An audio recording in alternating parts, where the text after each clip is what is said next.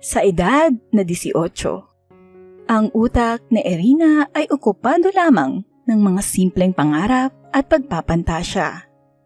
Kasama sa pag-iilusyon niya, ang isang lalaking para sa kanya ay lahat-lahat na sa kanyang buhay. Mula nang makilala niya at maging nobyo ang lalaking ito, naging kulay rosas na ang paligid niya.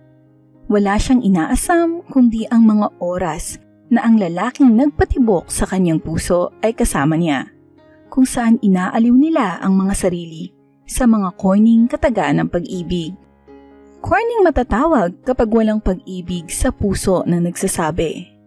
Kasama roon ang paghahawakan ng kamay, ang panakaw na halik sa kanyang pisngi at nang lumaon ay sa labi. Walang oras na hindi ang lalaking iyon ang laman ng kanyang isip.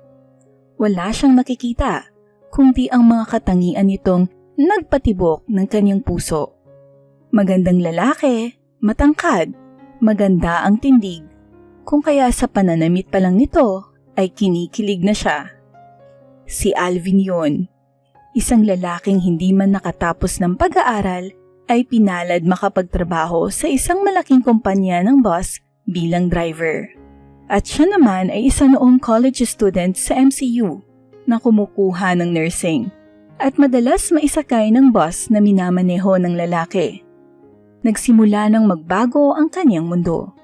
Dumating sa puntong ang kanyang mga mata ay wala ng ibang tinitignan kung hindi si Alvin na lang. Si Alvin ay 25 anyos na at desidido nang mag-asawa. Nangyayain siyang magtanan nito, walang ngunit at bakit siyang sinabi, basta sumama na siya sa lalaki. Lungkot na lungkot ang kanyang mga magulang na magbalik sila pagkaraan ng 3 araw. "Napakabata mo pa, anak!" Himutok ng kanyang ina na ang pag-agos ng luha sa mga mata ay tila ayaw nang maampat. "Sana nagtapos ka muna ng pag-aaral." Kung himutok ang isinalubong ng kanyang ina, galit naman ang kanyang ama. Muntik pa ngang masuntok si Alvin kung di nakaawat ang isa niyang kapatid na lalaki. "At anong ipapakain mo sa anak kong hudas ka? Driver ka lang ng bus. Baka sa ilang ay kulang pa ang sweldo mo." Pang-aalipusta ng ama kay Alvin. "Matino naman ho akong tao, Mr. Briones. Kaya ko hong panindigan si Irina." Nagtagis ang bagang nito. "Hindi ko alam kung anong klaseng utak mayroon ka, Irina. Isipin mong nag-aaral ka ng nursing, pumatol ka sa isang driver lang?" "Tama na yan, Pepe. Wala na tayong magagawa. Hindi na buo si Irina. Tayo rin ang mapapahiya kung hindi natin sila ipapakasal." Sansala ng kanyang ina na wala pa ring patid ang pagluha. Itinakda ang kasal nila ni Alvin.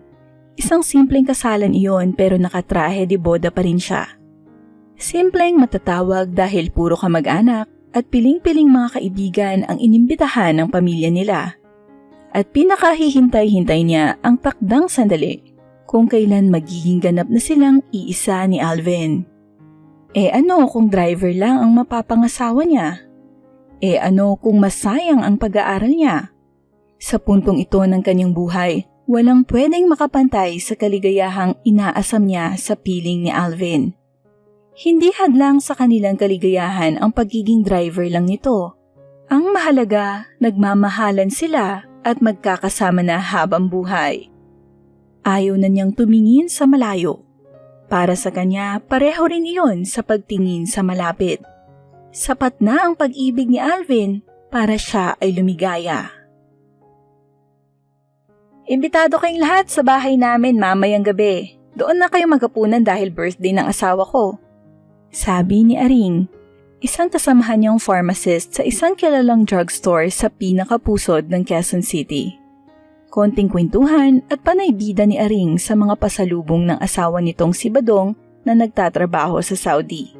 Naririnig niya ang mga usapang iyon at ewan niya kung bakit biglang-bigla ay naikumpara niya ang buhay ni Aring noon at ngayon. Ang asawa ni Aring, nung hindi pa nakapag-a-abroad, nagtatrabaho lang sa isang construction bilang piyon. Kapag walang trabaho ang kinakabitan nitong kontratista, nababakante rin iyon sa trabaho. Kadalasan ng mga panahong iyon, siya ang daingan at hiraman ng pera ni Aring. At siya naman, dahil maituturing na nakakaluwag sila ni Alvin kaysa kina Aring, ay laging may nakahandang tulong sa kasama. Kung tutuusin, hindi naman talaga maginhawa ang buhay nila ni Alvin. Nangungupahan lang sila sa isang studio type na apartment na nilagyan lang nila ng dibisyon para magkaroon iyon ng silid na tulugan na nakahiwalay sa sala at komedor. Mga pangunahing kasangkapan lang din ang meron sila. Simple lang ang kanilang pamumuhay, pero para sa kanya, sina Alvin at ang anak nilang si Patrick ang pinakamahalagang pag-aari niya na hindi makakayang tumbasan ng anumang yaman sa balat ng lupa. Masasabing mahirap para sa kanya ang maging isang working mother, lalo na nga at hindi naman niya kayang magbayad ng isang yaya para mag-alaga kay Patrick. Ngunit sa kagustuhan niyang makatulong kay Alvin, napilitan siyang mamasukan upang kahit papaano ay madagdagan ang maliit nitong kinikita sa pagmamaneho ng bus. Nakatulong sa kanya ang 2 taon niyang pag-aaral ng nursing, kaya nakapasok siyang pharmacist sa isang tindahan ng mga gamot. Si Patrick, na ang edad ay 3 taon na, ay idinadaan niya sa umaga sa kanyang ina, at bago siya umuwi ay dinadaanan niya itong muli sa hapon. Kahit pa nga may galit pa rin ang kanyang itay kay Alvin, ay hindi naman nito matiis na hindi makita ang apo nito. Kaya lang, lagi pa rin may sermong sinasabi ang itay niya tungkol sa asawa dahil sa pagiging driver nito.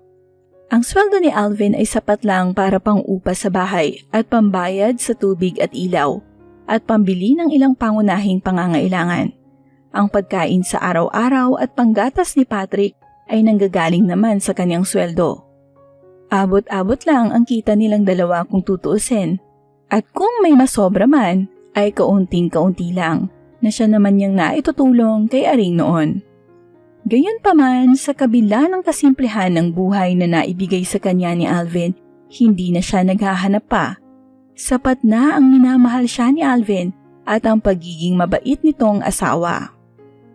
Isang marahang hampas sa kanyang balikat ang ikinatigil niya sa pagbabalik alaala ng nakaraan. Si Aring iyon. "Hoy, sama ka mamaya ha. Kabilin-bilinan ka ni Badong ko." Anito. Mapilit si Aring kaya wala siyang nagawa at napasama siya sa grupo ng mga pharmacist na nagpunta sa mga ito. At isa siya sa napamulagat nang makita ang malaking pagbabago ng kabuuan ng kabahayan nito.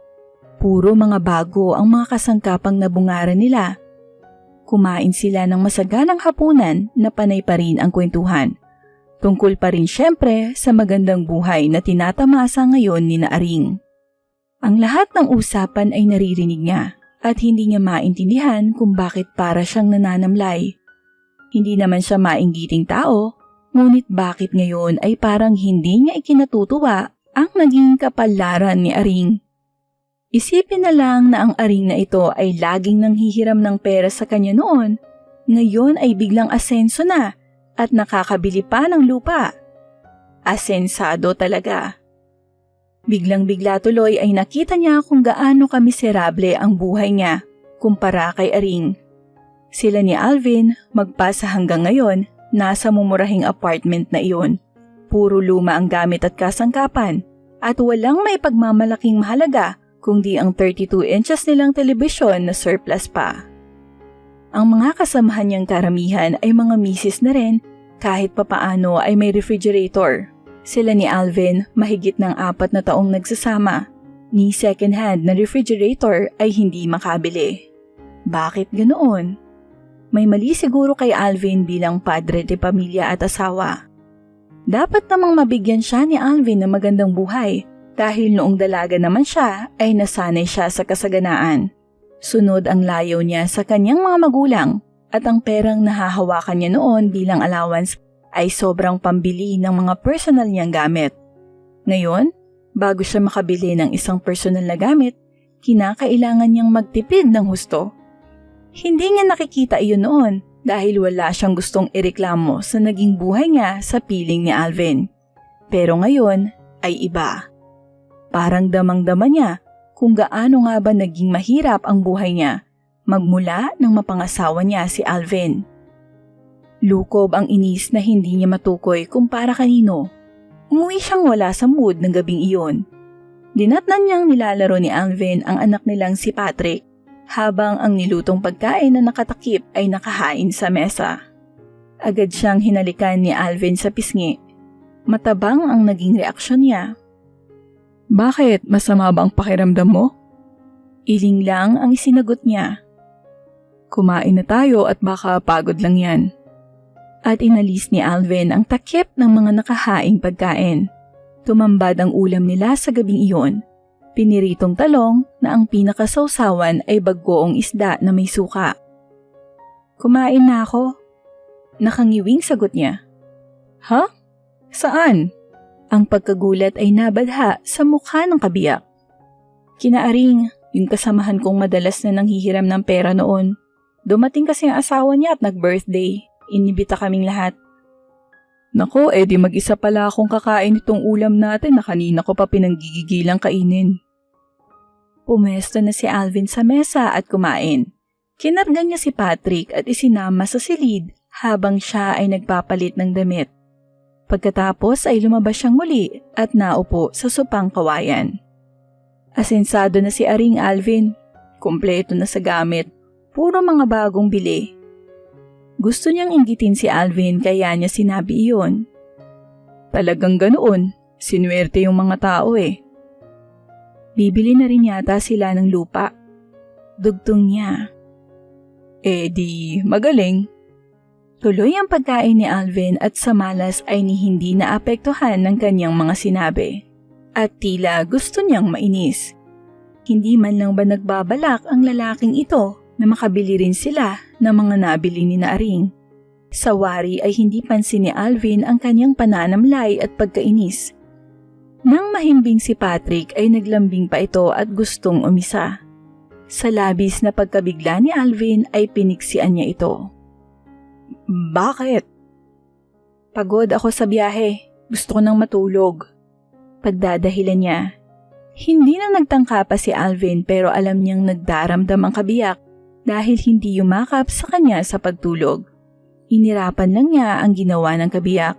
Alam niyang magtataka si Alvin sa kanyang naging reaksyon dahil magmula nang magsama sila nito ay hindi pa niya ginawang tanggihan ang pangangailangan nito sa kama. Ngayon lang. At iyon ay dahil sa pagkadiskontentong nagsisimulang mamahay sa kanyang dibdib. Ang araw ng linggo at kasama si Patrick ay dumalaw siya sa kanyang mga magulang. Inabutan niyang naroroon ang kanyang kapatid na babae. "Nasaan ang asawa mo? Bakit di mo kasama?" Bungad nito. "Nagbiyahe." Tugon niya. "Linggong-linggo nagbiyahe? Araw ng pahinga ngayon ah." Kailangan niyang kumayod ng husto. Lumalaki na ang gastos ni Patrick eh. "Kamusta ba ang buhay may asawa?"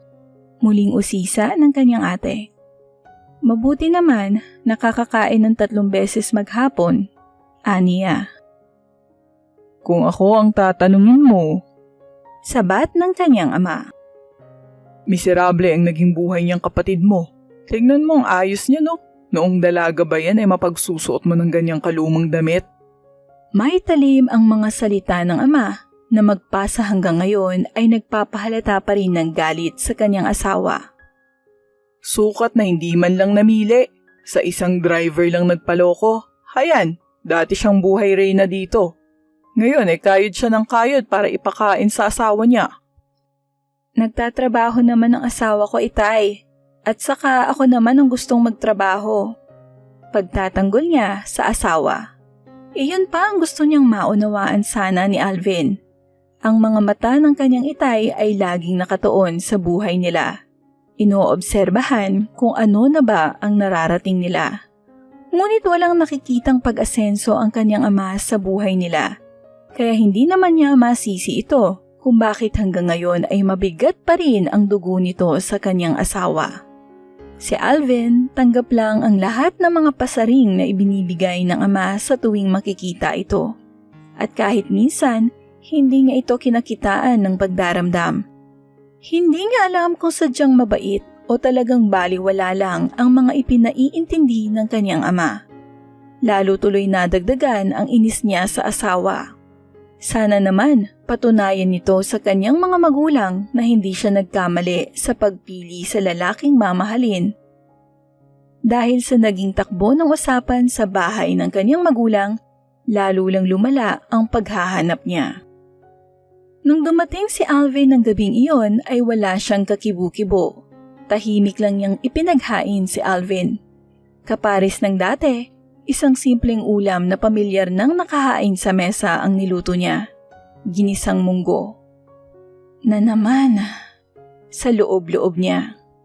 Noong isang linggo, naggisa na sila ng munggo. Noong Lunes, ginisang munggo pa rin. At ngayon, iyon pa rin. Para ng uniforme ang ginisang munggo na palagi na lang niyang kinakain. At wala naman siyang ibang choice dahil iyon lang ang mura-murang ulam sa panahong ito. Nagulat pa si Alvin nang mapansing isang plato ang nakahain. Ikaw? Wala akong gana. Nakapagtataka naman yata na nawawalan ka na ng gana ngayon. Ikaw pa? Hindi nga uubra sa'yo magpalipas ng gutom? Pagbibiro pa nito. Sawang-sawa na kasi ako sa ginisang munggo. Ayaw nang tanggapin ng sikmura ko. Hindi siya nakasimangot pero hindi rin naman siya nakangiti. Di sana iba na lang ang niluto mo. Hindi naman naabot ang budget ko kapag nagluho tayo ng ulam. Aniya. Ano bang nangyayari sa'yo? Ilang araw ka nang parang laging aburido. Ano bang problema mo? Huwag mo akong intindihin.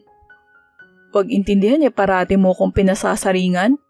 May bahid hinanakit na sa tinig ng lalaki. Bakit? May sinasabi ba akong masama sa'yo? Totoo lang naman ang sinasabi ko Totoo namang pangmunggo lang ang pera natin. Nakita niyang tumiim ang anyo ni Alvin pero hindi na iyon nag-react sa sinabi niya.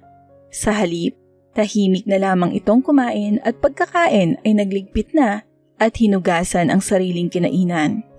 Walang kibong pumasok iyon sa kanilang kwarto pagkatapos makapaghilamos at magsipilyo. Para naman gusto niyang mag-guilty. Napapagsalitaan na niya ng hindi maganda si Alvin na dati namang hindi niya ginagawa. At iyon ay dahil sa pagkakaroon niya ng ibang kaisipan sa kasalukuyan nilang buhay. Nang sundan niya si Alvin sa kwarto ay nakahiga na ang lalaki. Nakaunan sa sariling mga bisig at nakatutok ang mga mata sa kisame. Ni hindi natigatig iyon kahit na pumasok siya.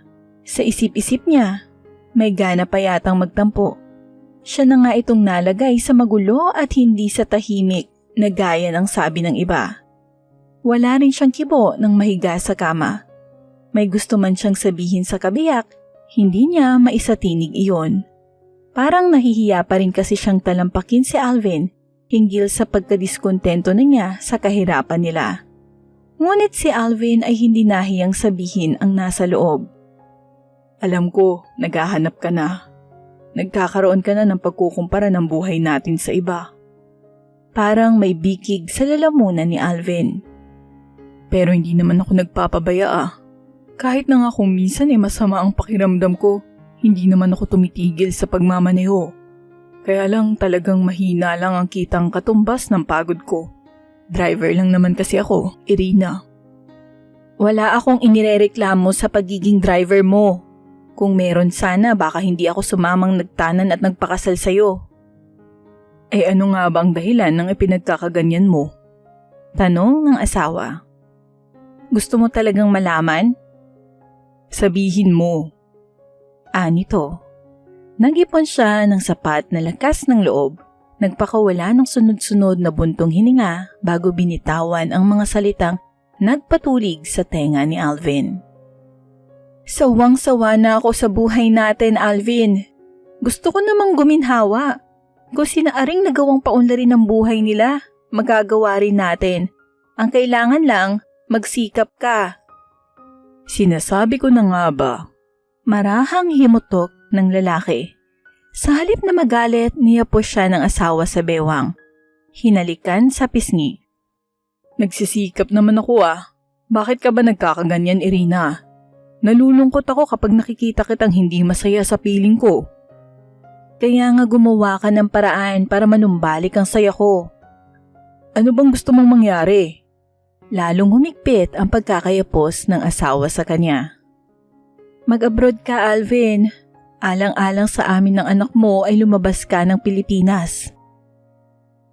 May sinasabi si Aring ng araw na iyon at nakasahod ang kanyang tenga. Malapit nang umalis si Badong ko pero nagpapahanap yata ng driver yung kanyang amo. Kung makakakuha raw siya ay baka masabay na sa pag-alis niya. Naku, kung pwede lang mag-drive yung asawa ko siya na lang sana no. May panghihinayang na sagot ng isa. Teka, si Irina, di ba driver ng bus si Alvin? Oo nga, ani Aring. At napako ang lahat ng mga mata sa kanya na noon abala sa pag-iintindi sa ilang customers.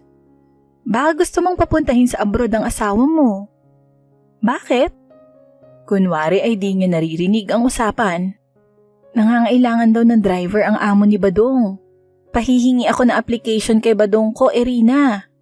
Nakangiting wika ni Aring na ngayon ay nakalapit na sa kanya. Pihong matutuwa si Badong kung si Alvin nga ang maipapasok niya. Susubukan kong sabihin kay Alvin, alam mo naman yun, walang planong mag-abroad. Hindi niya pinahahalatang interesado siya sa offer. Ngunit nang umuwi siya ng hapong iyon ay ganadong-ganado siyang nagluto ng hapunan at hinintay ang pagdating ni Alvin. Si Alvin, nang kung ilang araw nang naapektuhan ng kanyang matabang na pakikitungo, ay natuwa nang makita ang dati niyang kasiglahan. Hindi niya kaagad sinabi kay Alvin ang nasa isip. Kain na! Suyong yaya niya sa kabiyak habang ang kanyang mga ngiti ay laging nakahanda para rito. Kung ganyan ba naman ng ganyan ang madaratnan ko rito sa bahay, di tanggal ka agad ang pagod ko. Hinagkan pa siya ni Alvin sa pisngi bago dumulog sa mesa. Piniritong galunggong naman ang nakahain ngayon, pero nagbalik na ang dating ganing niya sa pagkain. At dahil natuwa ng gusto si Alvin sa mga ipinakita niya, hindi niya naiwasang tugunin ang mga paglalambing nito ng gabing iyon. Siyang-siya si Alvin at kung may hinampuman sa kanya ang asawa, natitiyak niyang napalis ng lahat iyon ngayon. Malambing na malambing pa rin siya sa asawa kahit tapos na ang init ng kanilang mga damdamin. Nakayakap siya sa asawa habang ang mga kamay naman nito ay masuyong humihimas sa kanyang buhok. Ayokong nagagalit ka sa akin, Irina. At lalong ayokong nakikitang nalulungkot ka. Ano mo naman na talagang ginagawa ko ang lahat para kumita. Limitado nga lang talaga ang kapasidad ko. Sana ay maunawaan mo. Nauunawaan naman kita eh. Kaya lang, syempre, naghahanga din akong umunlad naman sana tayo balang araw. Darating din naman yun eh, huwag ka lang mainip. Anito. Pero hindi mangyayari iyon kung di rin tayo kikilos. Pakli niya. Nag-iisip na nga ako ng magandang negosyong pwede nating pasukan para lalong madagdagan ang kita ko. Doon na niya isiningit ang sinabi sa kanya ni Aring. May nabanggit nga pala si Aring. Tungkol saan? Tanong ng lalaki. Baka raw interesado kang pumasok na driver sa amo ni Badong sa Saudi. Abroad?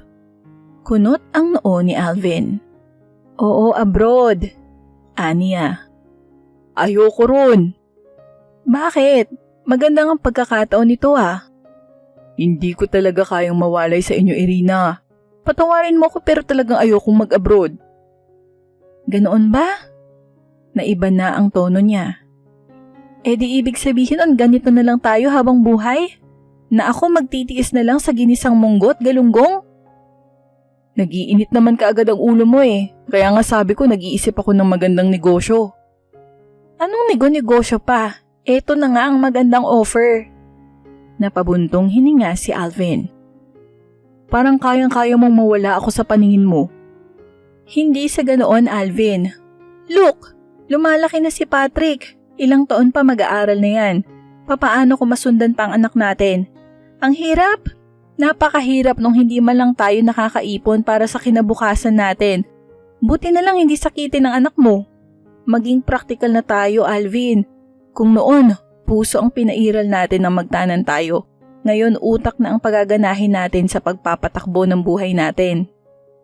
Wala nang naisagot si Alvin sa sinabi niyang iyon, pero naramdaman niya ang sunod-sunod na buntong hininga ng lalaki. Parang gustong magprotesta pero hindi naman masabi. Siya naman ay hindi rin kumibo at tinalikuran pa ang kabiyak. Namayani ang katahimikan. Matagal. Gusto niyang mainis na kay Alvin dahil parang hindi siya naiintindihan. Maya-maya kumilos ang asawa. Niyapos na naman siya. Sige, pumapayag na ako. Hanggat maaari sana ayoko talagang iwan kayo ni Patrick. Pero narealize ko rin naman ang gusto mong sabihin. Sapat ang mga katagang iyon ni Alvin para manumbalik ang sigla niya at harapin ang asawa. Talaga, Alvin? Alvin, sana naiintindihan mo rin ako. Para rin sa atin to eh. Kailangan lang, magtiis muna tayo. Tumango ang asawa. Sige, matulog na tayo. Nahimbing si Alvin pero siya ay hindi. Ang isipan niya ay abalang-abala sa paghahabi ng mga pantasya. Bumilis na ang andar ng kanyang utak at narating na niya ang inaasam sa ilusyon pa lamang. Sariling bahay at lote, may sasakyan, kumpletong kasangkapan, at maraming pera. Hindi na siya aapihin ng kanyang mga kapatid. Hindi na mamatahin si Alvin ng itay niya.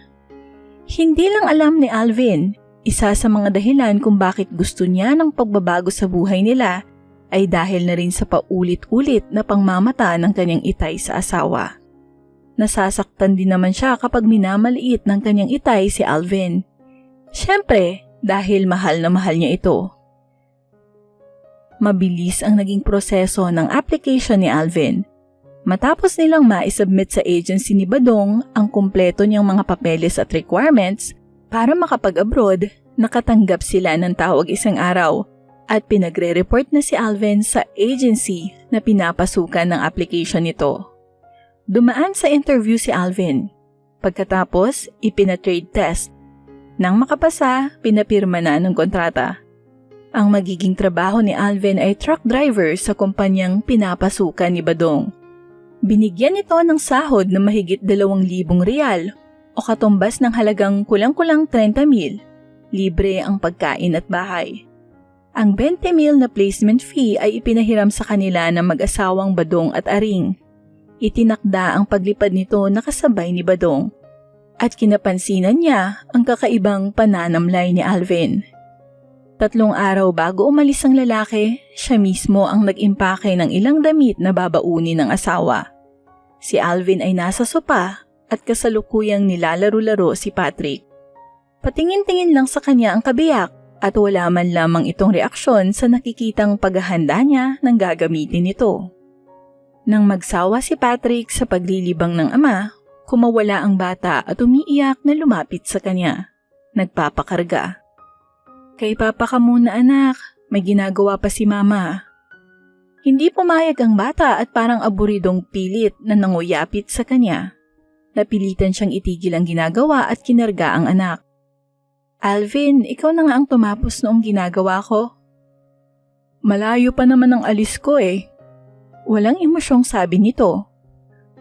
Mabuti na yung nakahanda na ang lahat ng dadalhin mo. Aniya. Napabuntong hininga si Alvin. Halos ipagtabuyan mo na akong talaga. Himig niya ang matinding kalungkutan sa boses ng asawa na ikinabigla niya. Tumayo ang lalaki at lumapit sa kanya. Akala mo ba ay nakakatulog pa ako? Maisip ko lang na mawawalay kayo sa akin. Para na akong pinapatay, Irina. Masakit dito. Sabay turo sa dibdib. Ang tinig nito ay halos mabasag na, tila maiiyak, hanggang sa tuluyan na iyong bumigay at pinalaya ang damdaming paiwas sa kanya. Nakaharap ito sa simentong dingding at panay ang agos ng luha ng lalaki. Gagawin ko ito, hindi dahil gusto ko, kundi dahil gusto mo. Alam mo naman kung gaano kita kamahal, Irina. Alam ko, hindi ko na kayang ibigay ang kaginhawaang ninanais mo. Pero sinisikap kong tumbasan ng pagmamahal ang lahat ng pagkukulang ko. Pagkasabi noon ay napahagulgol ang lalaki. Marahang napasuntok sa dingding. Ayoko sanang umalis eh. Ayoko! Kitang-kita niya ang paghihirap sa mukha ni Alvin at parang gustong mabagbag ng katigasang pilit niyang pinaiiral sa sarili. Kung tutuusin, pinipilit niyang pagtakpan ng mga hinabing ilusyon, lungkot na nararamdaman din niya sa dibdib sa nalalapit nilang paghihiwalay ni Alvin. Ngunit tinitiis niyang hindi ipahalata iyon sa asawa upang palakasin ang loob nito at ipakitang kayang-kaya niyang maiwang mag-isa. Hindi na niya napigilan ang sarili at umiyak na nilapitan ang kabiyak. Si Patrick na tila nakakaintindi ay nahinto sa pag-iyak at napatingin sa kanila. Alvin, I'm sorry. Sana wag sasama ang loob mo sa akin. Inaamin ko. Halos ipagtulakan talaga kita para tanggapin ang pagkakataong ito. Pero ginawa ko lang din yun para sa atin. Higit sa lahat, para sa anak mo. Humilig siya sa likod ng kabiyak. Akala mo ba hindi ako nalulungkot ngayong magkakahiwalay na tayo? Tinitigasan ko lang ang kalooban ko. At lagi kong iniisip na hindi ito permanente. Pansamantala lang ito. Darating ang panahon, muli tayong magkakasama at hinding-hindi na magkakahiwalay na muli. 2 taon, Irina. Parang hindi ko kaya. Lumuluhang saad ni Alvin. Ganyan din ang nararamdaman ko, Alvin. Pero kailangan kayanin natin. Alvin, please, huwag mong gawing masakit ang paghihiwalay natin. Araw ng alis ni Alvin. Pigil na pigil ang luha niya at pilit niyang itinago sa asawa ang paghihirap ng kalooban niya upang hindi na lalong maapektuhan si Alvin. Nang nagdaang gabi ay halos hindi na sila natulog upang paulit-ulit na lasapin ang tamis ng pag-ibig. Walang pagkasawa at walang kapagurang pinagbigyan niya ang asawa upang kahit paano ay tighawin ang magiging kauhawan nito sa kanyang piling kapag ito ay nasa Saudi Arabia na. Ngunit sa kabila ng lahat, hindi nakatulong iyon upang mabago ang mood ni Alvin. Ibang klaseng lungkot pa rin ang mababakas sa mukha nito nang magising ng umagang iyon. Nagbihis ang lalaki papuntang airport at walang patid ang luha nito. Huwag mo na akong ihatid sa airport, Irina. Ayokong makita pa kayo roon ng anak mo. Baka lalo lang akong malungkot. Mag-isa ka na lang napupunta roon? Tanong niya. Magkikita kami ni Badong sa Cubao. Mula roon ay magtataksi kaming papuntang airport. Hindi matapos-tapos ang pagpapaalam ni Alvin sa kanya. Panay ang halik at yakap sa kanila ni Patrick. Bitbit na nito ang traveling bag at muling bibitawan iyon at muli siyang yayakapin at hahalikan. Sige na, baka mahuli ka sa flight mo. Paalala niya. Irina, lagi mo kong tatawagan. Tayak na malulungkot ako roon. Pangako. Ania. I love you so much. Mag-iingat kayo rito ng anak natin. I love you too. Mag-iingat ka rin doon. Isang huling yakap ang ibinigay sa kanya ni Alvin. Mahigpit. Halos ikapugto ng kanyang hininga iyon. Hinagkan rin siya ng matiim at di na niya napigilan ang di maiyak. Alvin, mag-iingat ka roon.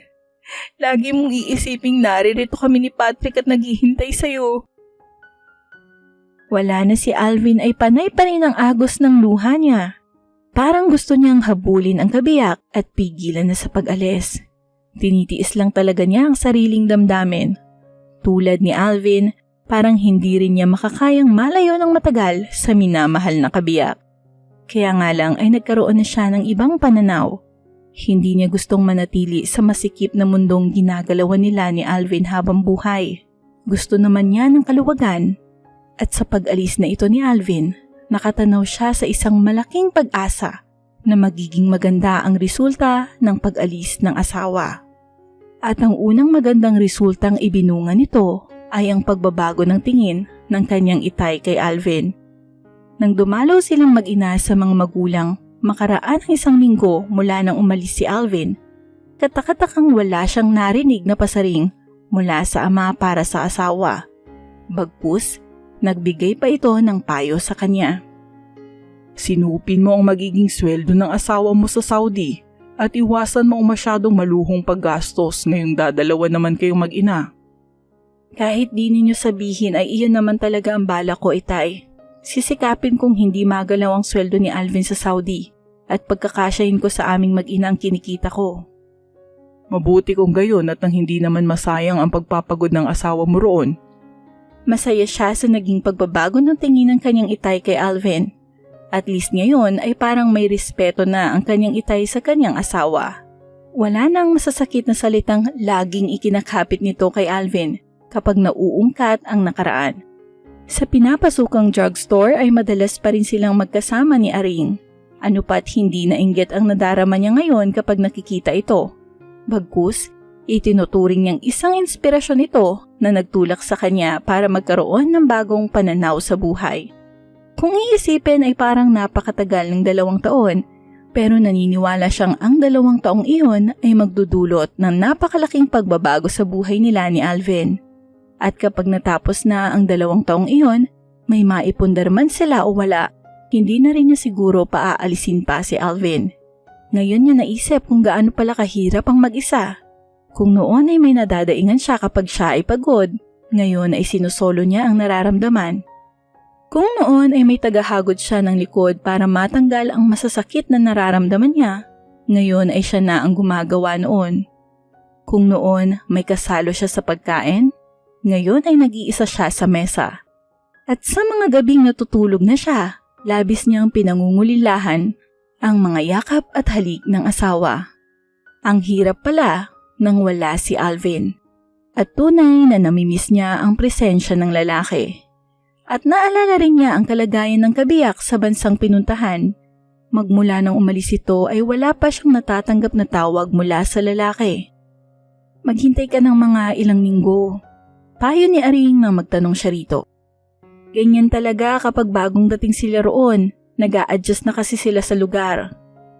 Nag-aalala na kasi ako. Anya. Maghintay ka lang, si Badong man ay hindi pa rin tumatawag. Hindi nga nagtagal at tumawag na si Alvin mula sa Saudi.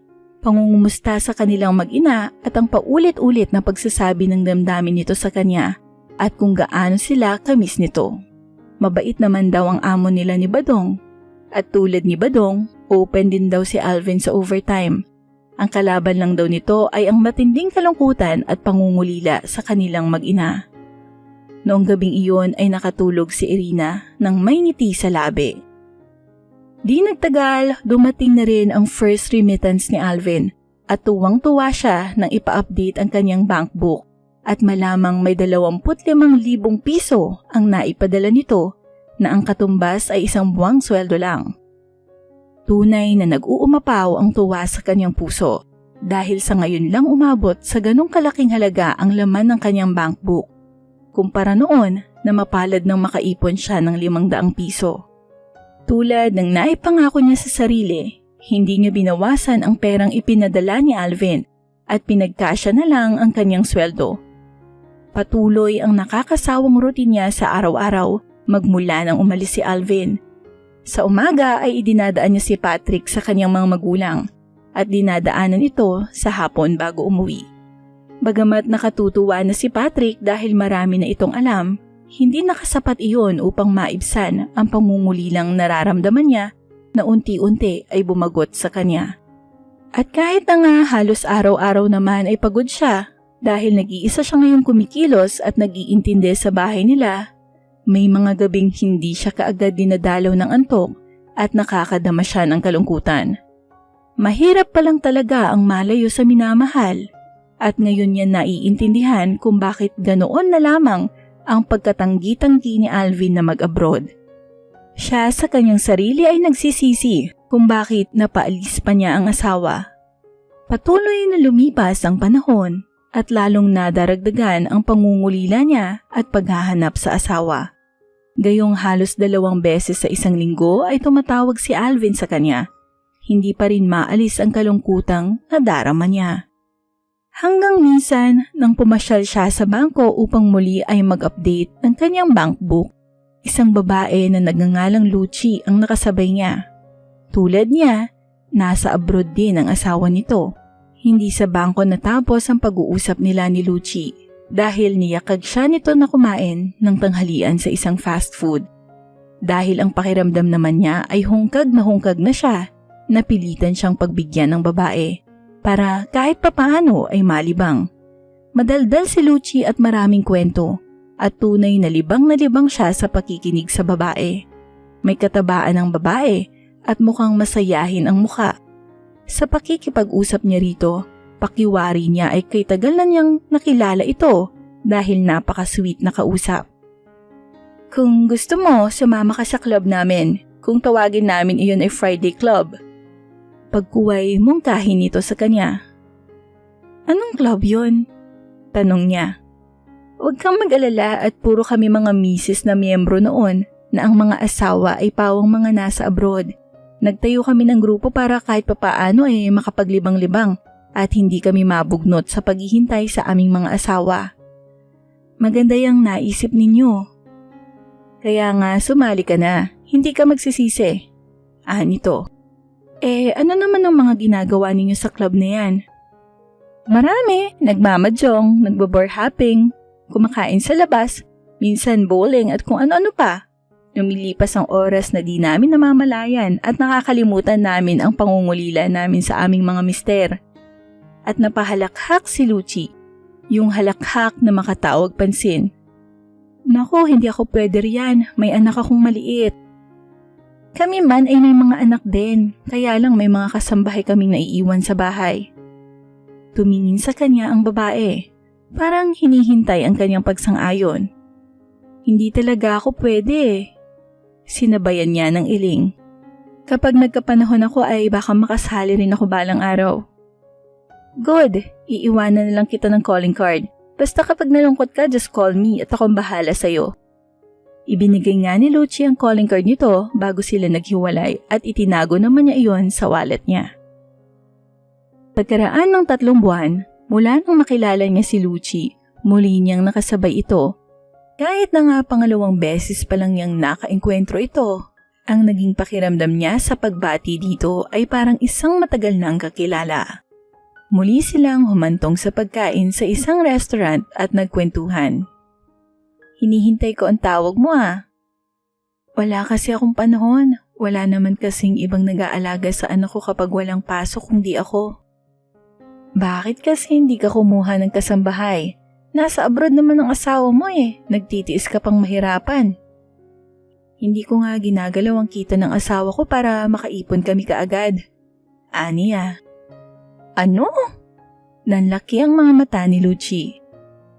Ang martir mo naman. Kami sa Friday Club nagsasayang parate. Aba, mahirap yatang maghintay ng asawa. Dapat lang naman na kahit papaano ay mahalin natin ang sarili natin, no? Talaga bang masaya kayo? Curious niyang tanong. Bakit kasi hindi mo subukan? Minsan lang. Wala kasing mag-aalaga kay Patrick Akala ko ba inaalagaan ng nanay mo? Habang nasa opisina lang ako. Di magdahilan ka. Tuwing Biyernes ng hapon lang naman itong affair namin. Gaya sa Biyernes, sa Malate ang lakad namin. Ang sarap mag-bar doon. Tiyak na mag-e-enjoy ka. Saglit siyang nag-isip. Sige, gagawa ko ng paraan para makasama. Talaga? Nangislap ang mga mata ni Lucy. Sa Friday sasama ka na? Hindi lagi, subok lang. Tugon niya. O sige, saan ka namin susunduin? Namin? May sasakyan kasi yung isang miyembro. Van yun at naghahati-hati kami sa gasolina. Sa pinagtatrabahuhan ko na lang ninyo ako puntahan. Sa Superior Drugstore sa May Cubao. O sige, hintayin mong sundo namin. Magbaon ka ng damit na pang disco ha? Tangulang ang isinagot niya. Kung bakit ngayon siya nakadama ng pagbabago ng isip kung kailan nakasagot na siya kay Lucy. Naiinis siya sa sarili kung bakit napadala siya sa sulsol ni Lucy. At nahihiya naman siyang bawian ang pagsang-ayon sa takot na magalit ang babae. Napilitan na tuloy siyang mag-isip nang idadahilan sa kanyang inay sa gagawin niyang pag-alis sa Biyernes ng gabi. Mag-iimbentaryo ho kami ng mga stocks namin sa butika, inay. Doon na ho kami matutulog magdamag bukas ng gabi. Aba pagdala mo ng ekstrang damit si Patrick bukas ng umaga. Gayong hindi mo pala siya makukuha bukas ng hapon. Oho, wika niyang hindi makatingin sa ina. Hindi kasi siya sanay na nagsisinungaling. Maski nga noong nililigawan pa lang siya ni Alvin at inusisa siya ng kanyang ina kung bakit siya ginagabi ng uwi kong minsan, ipinagtapat niya ang totoo na kasama niya si Alvin, kahit na ikagalit pa iyon ng kanyang mga magulang. Kaya nga parang nagigilty siya sa gagawin niya ngayon. Kaya lang hinihila rin siya ng kanyang kuryosidad na subukan ang ginagawa ng mga miyembro ng Friday Club at gusto niyang mapatunayan kung totoo nga ang sinasabi ni Lucci. Kinabukasan nga ay nagbaon siya ng ekstrang damit at hindi naman iyon sinita ng ina dahil sa pag-aakalang iyon ay gagamitin niya sa pag-overtime sa trabaho. Mahigpit niyang niyakap si Patrick at mariing hinalikan sa pisngi at parang gusto niyang maiyak dahil sa tila pagpapabayang gagawin niya sa anak dahil sa sarili niyang kasiyahan. Oras ng break time nila sa opisina ay nagsadya siya sa bangko at napilitang mag-withdraw ng pera. Naisip niya, hindi naman uubrang wala siyang dalang pera. Ang alam niya ay may bayad sa bar at medyo mahal ang mga drinks doon. Mabigat sa kalooban niya, nabawasan ng 4,000 piso ang ipon niya mula sa kita ni Alvin. Ngunit wala na siyang magagawa, napasubo na siya sa lakad na ito. 5 minuto bago sumapit ang 4:00, huminto ang isang van sa tapat ng pinapasukang butika. Iniluwa noon ang mga 7 babae na ang karamihan ay may edad na sa kanya. Ang 2, kabilang si Lucci, ay mga bata pa rin katulad niya. Mainit ang naging pagsalubong sa kanya ng mga kasama ni Lucci. Bago sila nagpunta sa bar ay dumaan muna sila sa isang class na steakhouse sa Makati. At si Lynn na siyang pinakamatanda sa grupo ang nag-order. Tigi-isang T-bone steak ang inilapag ng waiter sa kanilang mesa at tigi-isa ring fruit juice ayon sa kanilang gusto. Nag-order din sila ng Caesar salad para sa grupo. Magugulo ang grupo at panay ang biruan habang nagsisikain at napansin niyang napapalingon na sa kanila ang ibang kumakain. Maliban sa kanya, halos lahat ay nagsasalita at humahalakhak. Ngunit may kakaibang tuwang hatid iyon sa kanya. Ang experience na makakain ng T-bone steak sa ganitong klaseng restaurant ay malaking bagay na sa kanya. Idagdag pang ngayon lang talaga siya nakatikim ng pagkain ito. Inabot ng mahigit sa 5,000 ang kanilang bill at sumampa ang contribution ng bawat isa sa pagkain iyon sa 800 pesos. Gusto niyang manghinayang dahil panggastos na sana nila iyon ni Patrick sa loob ng ilang araw. Ngunit ewan niya kung bakit parang nag-e-enjoy naman din siya sa nangyari. Pagkakain ay nagtungo na sila sa Malate na malapit din doon at dahil napaaga sila ay nagsiupo na lang muna sila sa lobby. Magulo pa rin nag-uusap ang mga kasama niya at siya naman ay naglilibang lang sa pakikinig. Nagsimula ang tugtugan, nagdagsaan ang mga tao nang lumalim ang gabi. Noong una ay nakamasid lang siya sa isang sulok habang umiinom ng juice at kumakain ng appetizers. Ngunit nakakaengganyo ang mahaharot na tugtog at di niya mapigilan ang di mapaindak sa upuan. Noon siya nilapitan ni Lucci. Hoy, huwag mong sayangin ang oras sa pag-upo riyan. At hinila siya ng babae patungo sa dance floor. Ilang sandali pa ay kabilang na siya sa grupo na masayang umiindak sa gitna. At dahil bata siya sa lahat, ang dali niyang naigamay ang sarili sa mga sayaw. Lumalalim ang gabi ay wala na siyang namamalayan. Tunay na nasisihan siya sa ginagawang paglilibang. Sa malas, ni hindi pumapasok sa isipan niya ang anak na si Patrick. Bagamat hindi lagi, naging sunod-sunod na ang alibay niya sa kanyang inay. Overtime, outing, party, seminar. Tuluyan na siyang naengganyo ng mga miyembro ng Friday Club at naging espesyal na araw na sa kanya ang araw ng Biyernes. Ang pagdating ng nasabing araw ay may hatid ng pananabik sa kanya. Nakatulong ito. dahil bihira na siyang dalawin ng lungkot at pangungulila. Kaya lang nakakapuna na ang kanyang itay at inay sa madalas niyang pag-overnight. Importante ba talagang sumama ka sa mga outing at seminar na iyan? Hindi sa ayaw naming mag-alaga kay Patrick. Kaya lang baka makarating yun sa asawa mo ay kung ano pang isipin. Alam naman niyang lahat ito, inay. Pagsisinungaling niya dahil wala naman siyang ikinukwento kay Alvin hinggil sa pagkakaroon niya ng barkada dahil tiyak na magagalit iyon. Kilala niya si Alvin. Hindi noon gusto ang mga paglalakwat siya, pero wala siyang magagawa.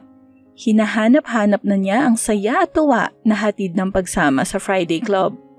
Kesa naman mamatay siya sa lungkot at pangungulila, titiisin na lang niyang magastusan ng kaunti mula sa ipon nila ni Alvin para lang maibsan ang mga nararamdaman niya. Pero hindi na biro-biro ang perang nagagastos niya sa paglabas-labas niya kasama ang Friday Club. Mahina ang 2,000 piso kada alis nila.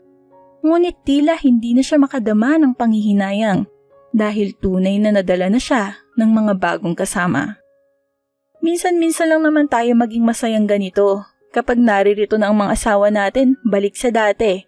Wala nang panahon para maglibang, kaya samantalahin natin ang pagkakataon. Madalas niyang marinig na pangangatwiran ni Lucci na sabay-sabay nasasang-ayunan ng iba at sinasang-ayunan na rin niya. Tama naman si Lucci.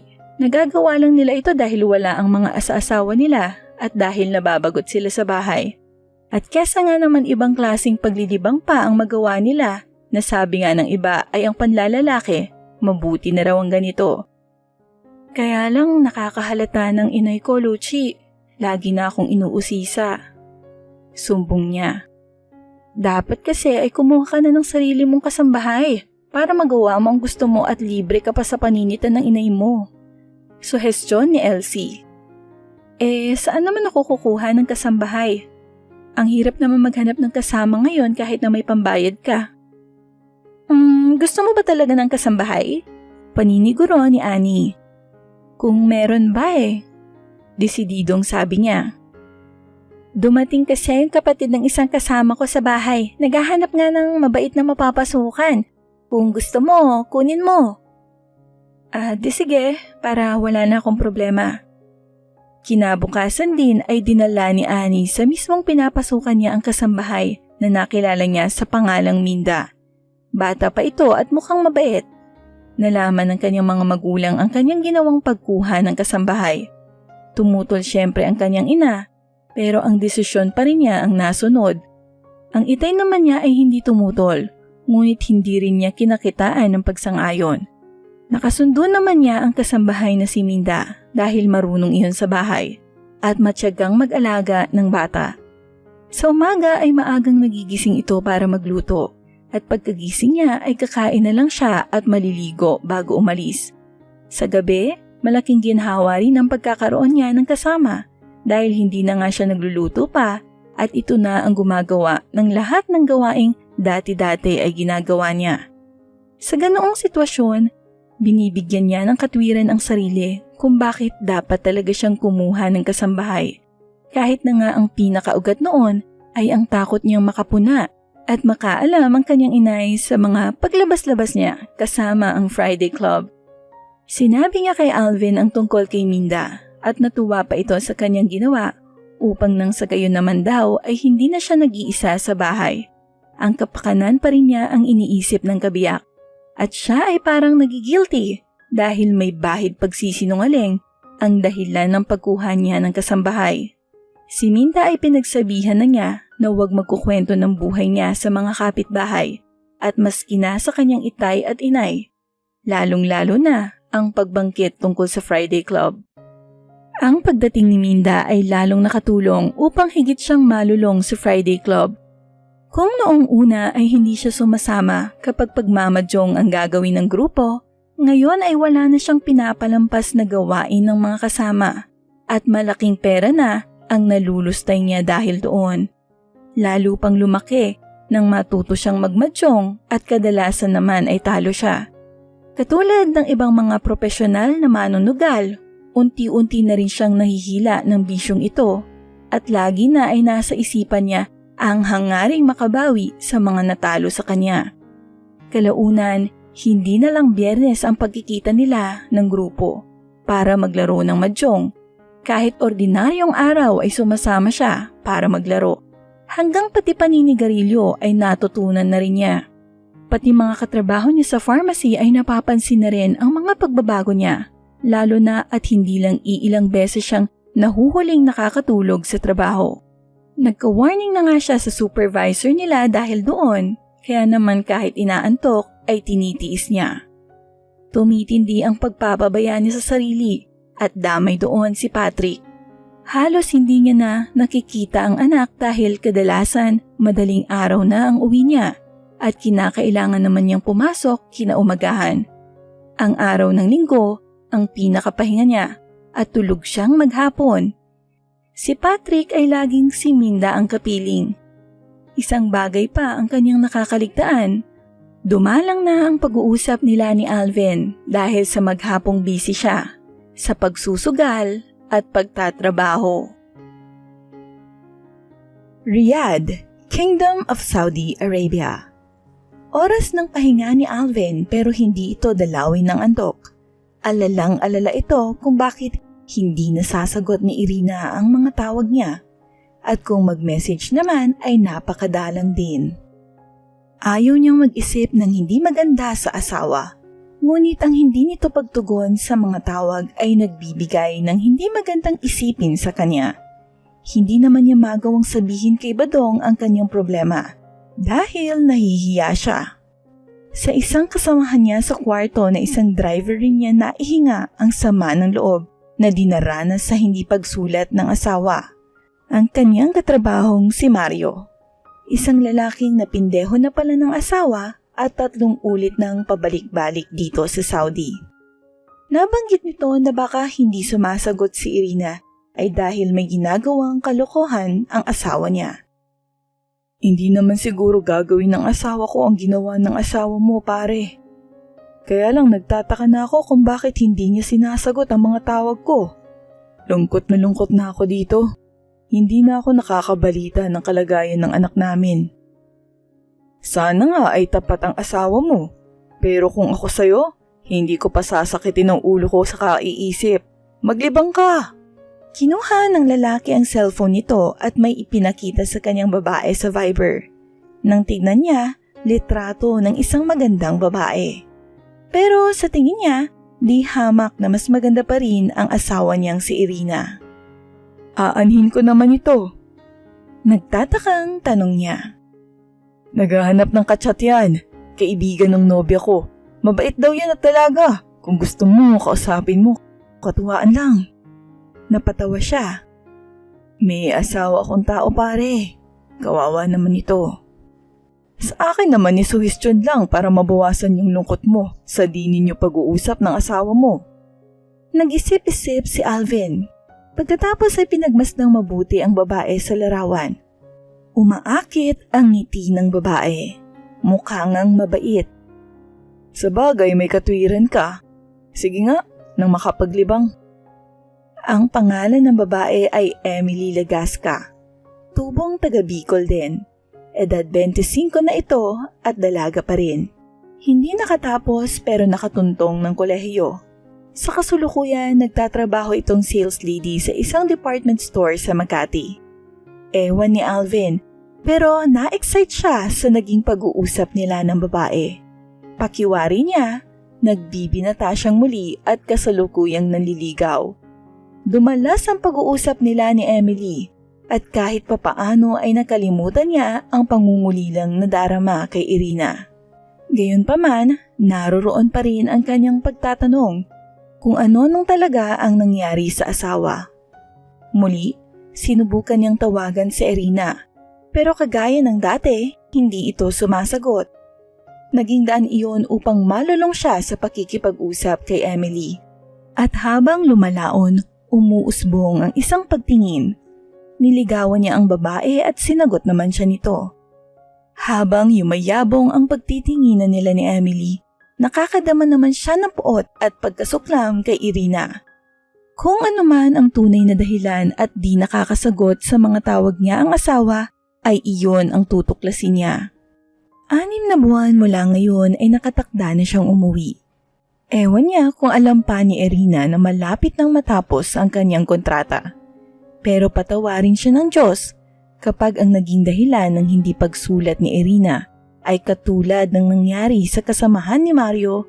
Hindi niya alam kung ano ang magagawa niya sa babaeng pinag-ukulan niya ng walang katulad na pagmamahal at pagpapahalaga.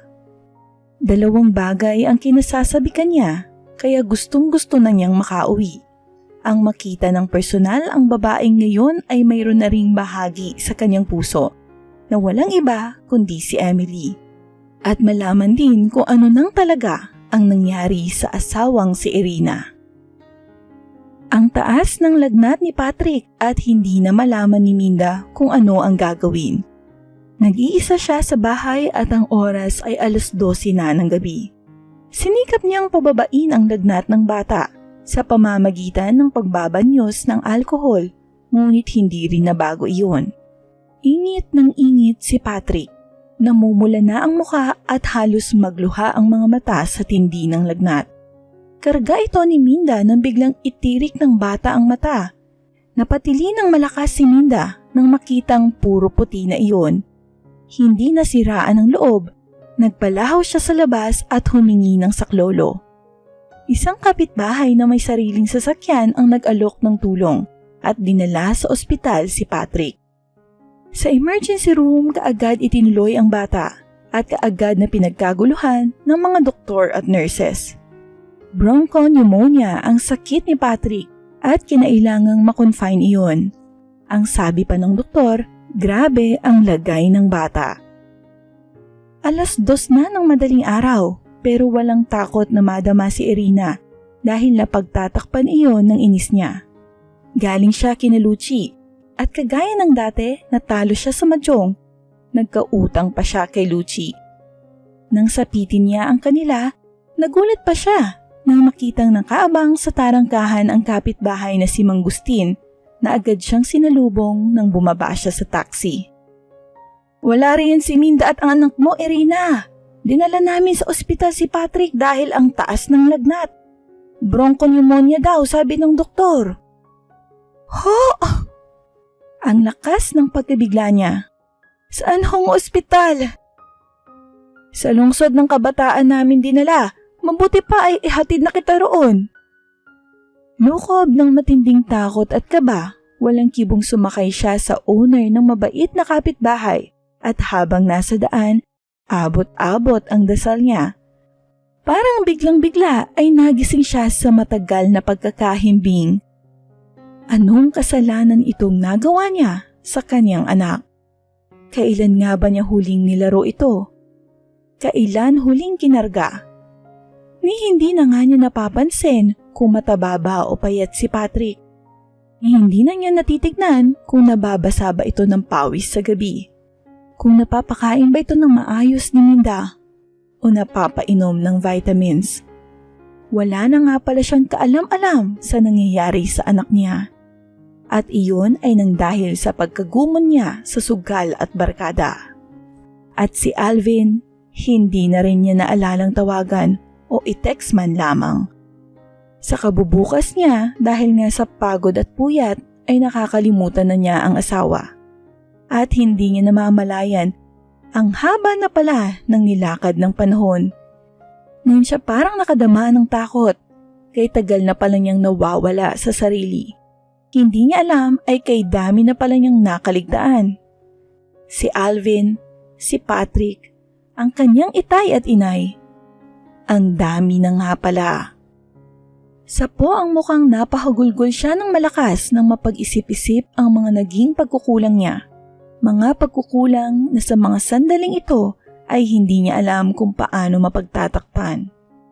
Paano niya ipaliliwanag kay Alvin ang dahilan nang hindi niya pagtawag o pagsagot sa mga tawag at text nito? At paano rin niya ipaliliwanag ang sunod-sunod na withdrawals sa bank book niya na ang laman sa ngayon ay iilang libo na lamang. At iyon ay dahil sa malaking halaga na ang naipatalo niya sa pagsusugal. Sa kagustuhan niyang makabawi, Hindi siya tumigil sa pagsusugal, ngunit ang nangyari ay lalo siyang nabaon. Ngayon ay may utang pa siyang malaki kay Lucci. Si Lucci. Si Lucci ang gusto niyang sisihin sa mga pangyayaring ito. Kung hindi siya tinukso ni Lucci, hindi sana niya aabutin ang ganito. Kung hindi siya dinemonyo ni Lucci at ng barkada nito, masaya sana siyang nabubuhay kapiling ni Patrick. Oo, si Patrick. Sunod kay Alvin. Wala siyang pinakamamahal kundi ang anak. Sinapit din nila sa wakas ang lungsod ng Kabataan Hospital pagkatapos na may kalahating oras na pagbabiyahe. Halos hindi pag-aanong naihihinto ni Mang Gustin ang sasakyan ay palundag na siyang lumabas at halos takbuhin ang information desk. Sa emergency room siya tinuro ng nurse na nakatoka roon. Ewan niya kung bakit parang kinabahan siya, ngunit hilam sa luha ang kanyang mga mata habang papalapit sa emergency room. Ang unang nakita niya nang bumungad siya sa pinto ay ang humahagulgol na si Minda. Nakayakap ito sa isang batang may nakatakip na kumot sa muka. Pinanginigan siya ng tuhod at halos hindi maihakbang ang mga paa na lumapit sa kasambahay na lalong napakalakas ang hagulgol nang makita siya. Ate! Wala na si Patrick! Napapailing na napaatras siya. Pakiwari niya, pinagsakluban siya ng langit at lupa ng mga sandaling iyon. Hindi pwedeng mangyari ang sinasabi ni Minda. Lakas na malakas si Patrick. Walang sakit si Patrick. Ngunit si Patrick ay wala ng kakilos-kilos. Ang murang katawan nito na natatakpan ng kumot ay nagbabadya ng isang masakit na katotohanan. Isang todong sigaw ang pinakawalan niya. Patrick, anak ko! Yakap ng mahigpit si Patrick ay parang bata siyang napahagulgol. Walang patid ang kanyang luha habang nakatunghay sa kabaong ng anak. Halos hindi na siya umaalis sa tabi nito at wari ay pinagsasawa ang mga mata sa kabuuan ng anak na ngayon ay isa ng malamig na bangkay. Kay raming nanguusig na mga mata ang alam niyang nakatingin sa kanya ng mga sandaling iyon, kabilang na ang kanyang itay at inay at maging ang mga kasamahan sa trabaho, kabilang na si Aring. Ngunit sinisikap niyang hindi malugmok ng tuluyan. Ang katotohanan tungkol sa naging pagpapabaya niya kay Patrick nang dahil sa pagsusugal at barkada ay nakarating na sa kaalaman ng mga ito. At alam niyang si Minda ang nagsabi. Hindi na niya nagawang pigilan ng kasambahay na sabihin ang totoo dahil tunay na nasaktan din ito sa nangyari sa alaga. Hindi rin naman niya masisi ang kasambahay dahil sa siya naman talaga ang nagkulang. Ang mga miyembro ng Friday Club na inaasahan niyang makikiramay rin sa kanya ay nagpadala lang ng corona at kaunting halaga na may kalakip na card kung saan nakapirma ang lahat ng miyembro. Mapait siyang napangiti nang mabasa ang card. Ang mga taong ito na siyang naging dahilan ng lahat ng kaguluhang ito sa kanyang buhay ay hindi nag-ukol ng panahon para damayan siya. Tunay na nagsisi siya ng labis sa mga naging kapabayaan niya at labis siyang nag-alala kung paano ipaliliwanag kay Alvin ang lahat. Dumarami ang dapat niyang sabihin kay Alvin at hindi niya alam kung ano ang gagawin. Pagkaraan ng 5 araw ay inilibing si Patrick at walang kamalay-malay si Alvin.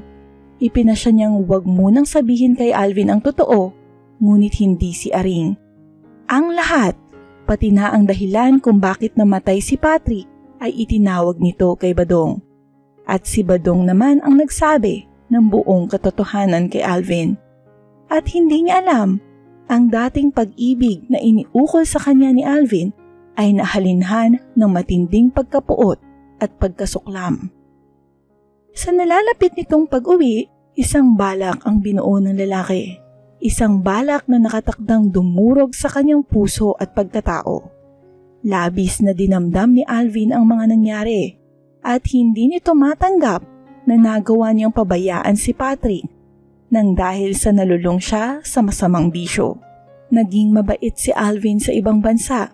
Kahit na nga nakakamatay ang lungkot doon, hindi ito nalulong sa bisyo.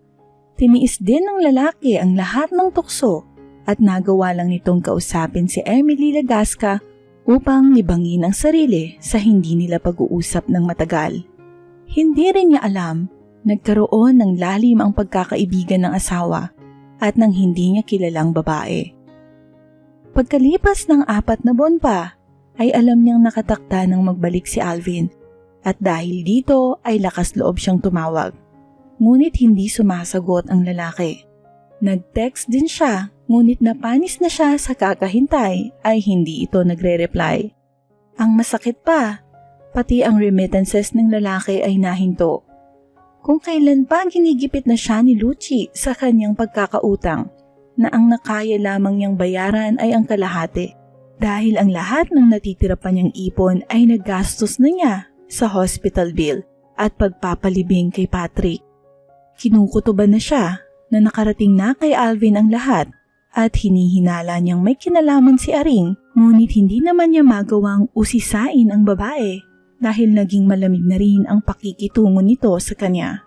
Kung kinakausap man siya nito, ay iyon ay kung may itatanong ito tungkol sa mga bagong deliveries ng mga gamot na sa kanya nakatoka. Pero malamig at halatang pilit ang pakikipag-usap nito sa kanya. At di niya magawang sumbatan si Aring kung sakali mang totoo ang kanyang hinala. Kung papaanong hindi rin niya magawang ipagtanggol ang sarili sa mga paninisi ng kanyang itay at inay sa pagkamatay ni Patrick. Mahal na mahal ng dalawang matanda ang bata at walang oras na di niya nakikitang umiiyak ang mga ito kapag dinadalaw niya. At kaparis ni Aring, malamig na rin ang pakitungo ng sarili niyang mga magulang. Sa mga nangyayaring ito sa kanyang buhay ay wala siyang gustong sisihin kundi ang kanyang sarili lamang. Gabi-gabi ay lagi siyang sinusurot ng kanyang konsensya at parang nakikita niya si Patrick na laging umiiyak at gustong magpakarga sa kanya. At wala siyang maisip na dapat niyang gawin upang kahit papaano ay maibsan ang bigat ng kanyang konsensya. Naisip niya, napakasakit na paraan ang ginawa ng Diyos upang siya ay gisingin sa mga kamaliang ginagawa niya. At gusto niyang itanong kung bakit si Patrick pa ang naging daan para siya mamulat gayong wala namang kasalanan ng kanyang anak. Higit kanino man, siya ang labis na nasaktan sa pagkawala ni Patrick. Oo nga, at siya rin ang dahilan ng pagkamatay nito. Hindi rin maitatatuwang siya rin ang pinakamatinding naapektuhan ng bata.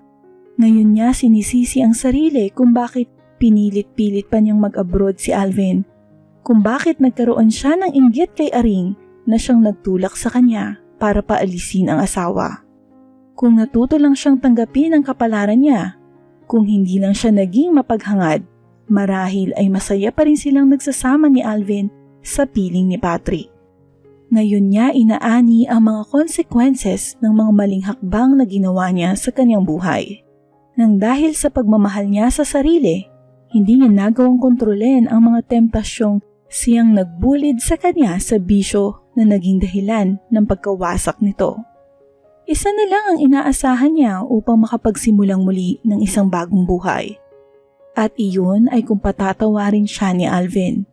Gusto niyang umasa. At sa pagbabalik ni Alvin, kahit na maglumuhod siya sa harapan nito, ay gagawin niya. Magbalik lang muli ang pagtitiwala nito sa kanya. Sana nga, sa pagbabalik ng asawa, bukas pa rin ang puso nito para sa kanya.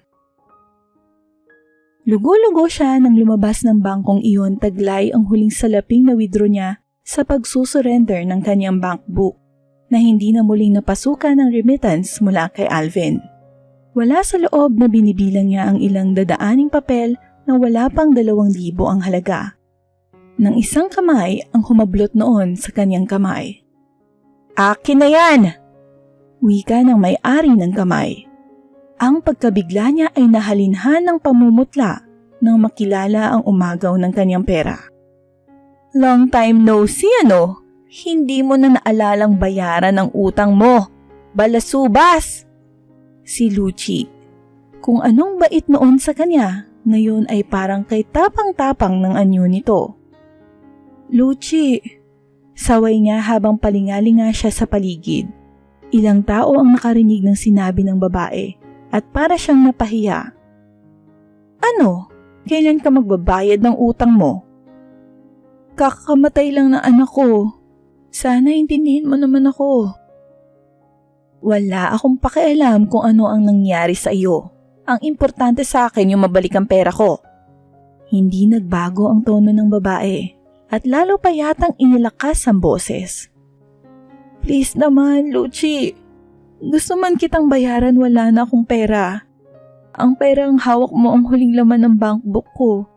Hindi na ako pinadalhan ng pera ng asawa ko mula nang malaman niyang. At hindi na niya naituloy ang sasabihin. Tuluyan na siyang napaiyak sa harapan ni Lucci. Ngunit di man lang natigatig ang babae. Hindi pwedeng ganito lang, no? Kailangan mo maghagilap ng pambayad mo kung ayaw mong kasuhan kita. Alalahanin mo, pirmado ka sa utang mo. At pagkasabi noon ay tinalikuran niya siya ng babae. May panglalait pa ang huling salitang binitawan nito. Sa nangyari ay hindi niya malaman kung anong gagawin. Ang perang na-withdraw niya ay kailangan niya sa mga sandaling ito. Sinisingil na siya ng may-ari ng upahang bahay dahil nagamit na niya ang kanyang deposito. Ang masakit pa, binigyan na siya ng ultimatum na palalayasin na kung hindi pa siya makapagbabayad sa ngayon.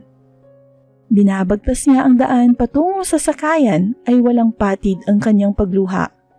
Parang gusto na niyang panghinaan ng loob sa sunod-sunod na problemang dumarating sa kanya. At napakasakit isiping nag-iisa siyang humaharap roon. Ni ang kanyang mga magulang ay hindi niya mahingan ng tulong dahil masama nga rin ang loob ng mga ito sa nangyari kay Patrick. Sa pag-iisip ng kanyang problema ay muntik pa siyang lumagpas sa kanyang bababaan at lalo pa siyang nanlumo nang makitang nakaabang na sa pintuan ang nakasimangot na may-ari ng kanyang inuupahan. Oh! Salubong agad nito sa kanya na ang kamay ay nakalahad na. Napabuntong hininga siya ng malalim. Hindi niya malaman kung ano ang sasabihin sa babae. Ano? Magtitinginan na lang ba tayo? Mrs. Na-disgrasya ho yung ibabayad ko sa inyo. Ano? Dumilim ang mukha ng babae. Nakita ho ako ng isang pinagkakautangan ko sa bangko. Inagaw ho sa akin yung perang pambayad ko sa inyo. Aba, paano yan? Wala ka ng deposito. Lalakad na sa 3 buwan ang utang mo. Nakikiusap po ako. Pagbigyan pa ninyo ko ng 1 buwan. Ay hindi na maaari. Kung hindi ka makakabayad ngayon, magbalot-balot ka na. Pero iwan mo yung refrigerator mo at kalan. Maibibenta ko pa yan kahit bulok na para makabawi naman ako sa lugi ko sa'yo. Mrs., please lang ho. Huwag mo nang hintayin magkabaranggayan pa tayo bago ka umalis dyan. Pagkasabi niyon ay nagtutungayaw pang tinalikuran na siya ng babae. Nanlulumong napaupo siya sa kama nang siya ay makapasok. Habag na habag siya sa sarili sa mga pang-iinsultong tinanggap niya sa araw na ito. Mabigat ang dibdib na nilinga niya ang paligid. Ang bawat sulok ng silid na ito na naging saksi sa ilang taong pagsasama nila ni Alvin. Tumayo siya at tinungo ang salas. Pinagmasdan din iyon pati kusina.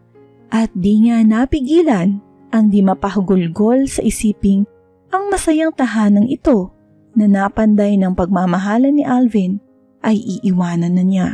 Sa tahanang ito kung saan sila nagsimula ni Alvin. Parang kay bilis ng mga pangyayari. Ngayon ay wala na si Patrick. Si Alvin ay hindi niya alam kung babalik pa sa kanya. At ngayon ay kailangang lisanin na niya ang bahay nito sa ayaw niya at sa gusto dahil hindi na nga siya makakabayad ng upa. Hindi niya alam kung saan siya susuling sa mga sandaling ito na tila ang lahat ng tao ay hindi nakahandang unawain siya. Saan nga ba siya pupunta? Kanino siya lalapit at hihingi ng pangunawa? Naging mabilis ang naging pasya niya hinggil sa kasalukuyang kagipitan. Ang ginawa niya ay ipinag-alukan ang lahat niyang mga gamit, maliban lang sa refrigerator at kalan na pinaiiwanan ng may-ari, sa mga kapitbahay at ibinenta iyon ng mura. Nakalikom siya ng mahigit 2,000 piso na siyang kabuang halaga ng napagbilhan niya sa mga gamit nila ni Alvin. Wala siyang itinira, kundi ang kanyang mga damit at mga damit ni Alvin. Ang mga damit ni Patrick naman ay ipinamigay na niya sa isang kapitbahay na may anak na kasing edad nito. Masakit man sa kanya ang ginawang pagdidispatcha ng lahat ng alaala ng pagsasama nila ni Alvin, wala siyang magagawa para kontrolin ang sitwasyon. Parang wala siya sa sarili ng lisanin ang dating tirahan at parang napakabigat tanggapin na tuluyan nang nawala ang lahat ng mga bagay na nag-uugbong sa pagsasama nila ni Alvin. Litong-lito siya sa kanyang sarili at hindi niya alam kung saan pupunta. Nasumpungan na lamang niya ang sarili sa harapan ng tahanan ng kanyang itay at inay. Malalim na ang gabi at saradong-sarado na ang mga bintana at pintuan, ngunit may bukas pang mga ilaw sa loob. Lakas loob siyang kumatok. Ang kanyang inay ang nagbukas ng pinto at napatda ito nang makita ang ayos niya at may pagtataka sa mga mata nito nang makita ang bitbit niyang maleta. Inay, pwede ho bang dito na muna ako tumira? Anong nangyari? Bakit? Sunod-sunod ang tanong ng matanda. Inaalis na ho ako ng dati naming kasera, inay. Matagal na ho akong hindi nakakabayad ng bahay. Sino ba yan? Tinig ng kanyang itay at napatda rin ito nang makita siya. Erina! Anak! Bakit ganyan ang itsura mo? Itay! At mahigpit na yumakap siya sa ama. Pinakawalan ang sari-saring damdaming matagal nang nagpapahirap sa kanya. Patawarin ninyo ako ng inay sa lahat ng mga naging pagsuway ko sa inyo. Sa lahat-lahat. Maging sa pag-aasawa ko nang wala sa panahon. Matagal nang tapos iyon, Irina. Hindi iyon ang gusto naming marinig sa'yo. Inalalayan siya ng ama na makaupo sa sopa. Ngayon, ipagtapat mo ang lahat-lahat na dapat naming malaman ng inay mo. Pinagmasdan niya ang mga magulang. Nagpalipat-lipat ang tingin dito. Ang nabasa niya ay pangunawa sa mga mata ng mga kaharap. Nagpakawala siya ng isang malalim na buntong hininga. At sa pagitan ng mga hikbi, ay ipinagtapat niya ng buong buo ang mga naganap sa buhay niya. Ang luha niya ay walang patid habang isinasalaysay sa mga magulang ang nangyari. Namula ang mga mata ng kanyang itay at inay matapos siyang magkwento. Parang gustong umiyak ng mga ito. Ano itong ginawa mo sa buhay mo, anak? Bakit pinabayaan mo ang lahat ng mahalagang bagay sa buhay mo nang dahil lamang sa masasamang barkada at sa bisyo? Nag-uumon ako, itay. Hindi ko alam kung bakit parang hinahanap-hanap ko ang sugal. Pati na ang mga lakad namin ng barkada. Nawala talaga ako sa sarili ko, itay. Wala naman na tayong magagawa. Kahit nasisihin ka namin ng sisihin, ang problema ngayon ay kung paano ka haharap sa pagdating ng asawa mo. Matatapos na ang kontrata niya, di ba? 2 linggo na lang ho sa pagkakatanda ko. At wala pa rin siyang tawag? Umiling siya. Sa pagkakataong ito ay hindi ko gustong sisihin ang asawa mo kung anuman ang maging desisyon niya sa nangyayari. Ang tangi na lang natin magagawa ay ipagdasal na sana ay maunawaan ka pa rin niya sa kabila ng lahat para maayos pang muli ang pagsasama ninyo. Iyan ang ginagawa ko gabi-gabi, itay. Lagi kong pinagdarasal na sana ay magbalik pang muli sa akin si Alvin. Totoo ang kanyang sinabi. Halos gabi-gabi ay wala siyang dinarasal kundi ang maunawaan sana siya ni Alvin at muli itong magbalik sa kanyang piling. Kung sasagutin pa ng Diyos ang kanyang mga dasal, hindi niya alam, pero patuloy siyang mananalangin. patuloy na umaasa na sana kaawaan siya ng may kapal. Pinagkakaguluhan ng kanyang mga kasamahan si Aring. Kapansin-pansin na naman kasi ang mga alahas nitong nagkikislapan sa katawan. Mahal na mahal ka talaga ni Badong ano? Anang isang kasamahan niya.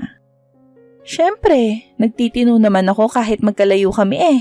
Dapat lang na may premyo ako at mabait naman akong asawa. Parang masakit sa tenga ang sinabi ni Aring, pero hindi na lang niya inintindi iyon. Mas interesado siya sa balitang nakabalik na pala si Badong. At kung nakabalik na si Badong, dapat nakabalik na rin si Alvin dahil magkasabay namang umalis ang dalawa. At kung dumating na rin si Alvin, saan ito nagtuloy? Nagdaan kaya iyon sa dati nilang tinitirhan at nang malamang wala na siya doon ay nagtuloy muna sa isang kamag-anak o kaibigan. Gusto niyang masagot ang mga tanong sa kanyang isipan. Ngunit hindi naman niya magawang mag-usisa kay Aring. Ilang linggo pa ang lumipas magmula nung dumating si Badong, ngunit ni anino ni Alvin ay hindi pa rin nagpapakita sa kanya. Alam niya, galit sa kanya ang asawa, at kung saan man ito nakatuloy ngayon, ay tiyak na nagmumuni-muni pa at pinag-iisipan kung makikipagkita sa kanya o hindi. Sana nga ay ganun lang ang inisip ng kanyang asawa. Dahil gustong-gusto na rin niyang makaharap ito at makausap. Ang tinik na nasa kanyang dibdib na likha ng kanyang kasalanan sa asawa ay parang multong paulit-ulit na tumatakot sa kanya. Gusto niyang ihingi ng tawad sa asawa ang lahat ng mga pagkakamaling nagawa niya at hindi siya mapapanatag kung hindi niya ito makakausap. Ngunit tila wala nang balak si Alvin na makipagkita sa kanya. At wala naman siyang balita kung nasaan na talaga ito.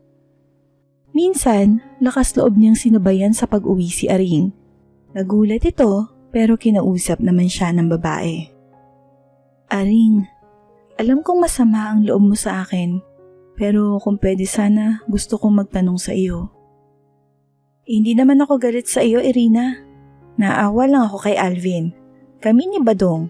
Alam mo naman, espesyal kayong mag-asawa sa amin. Tungkol nga sana kay Alvin kaya gusto kitang makausap. Ayokong magsalita tungkol sa asawa mo. Kung gusto mo si Badong ang kausapin mo. Isasama mo ako sa inyo? Bakit hindi? At ngumiti si Aring sa kanya. Halatang nagbukas na itong muli ng pinto para maibalik sa dati ang pagtitinginan nila. Halika, sumama ka sa bahay at doon na tayo maghapunan. Sa bahay ni Aring at Badong, nalaman niya ang katotohanan isang buwan na palang nakakauwi si Alvin at dumiretso ito sa isang babaeng nagngangalang Emily Lagasca. Nakuha niya mula kay Badong ang address ng babae at hindi siya makapaniwalang may bagong babae na sa buhay ng asawa. Wilson Street, Makati, alas 5 ng hapon. Nang makita ang pakay na numero ng kalye, ay nagtanong siya sa isang may edad na babae na nakatayo sa pinakatarangkahan ng isang bahay na may kalakihan. Ngunit lumang-luma na ang kayarian. Pumasok siya sa loob at isang may katabaang babae naman ang nagbukas sa kanya ng pinto. Dito ho ba nakatira si Emily Lagasca? Dito nga. Bakit? Pinsan ho niya ako. May kailangan ho ako sa kanya. Nako, umalis kasama ng boyfriend niyang dumating galing Saudi. Pero baka parating na yon. Mabuti pa dito ka na maghintay sa loob. Mabait ang babaeng nagpatuloy sa kanya na nakilala niyang si Aling Bising. Ito ang may-ari ng bahay kung saan nagbo-board si Emily Lagasca. Nag-iisa na raw ito sa buhay dahil puro may asawa na ang mga anak at ang pinagkakakitaan nito ay ang pagkakaroon nito ng 10 babaeng boarders at kabilang na nga si Emily. Hindi ko ho alam na may boyfriend na pala ang pinsan kong iyon.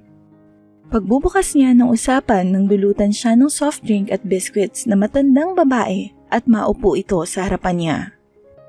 Nakilala lang yata sa chat, ang gandang lalaki naman ang damuho kapag nakita mo.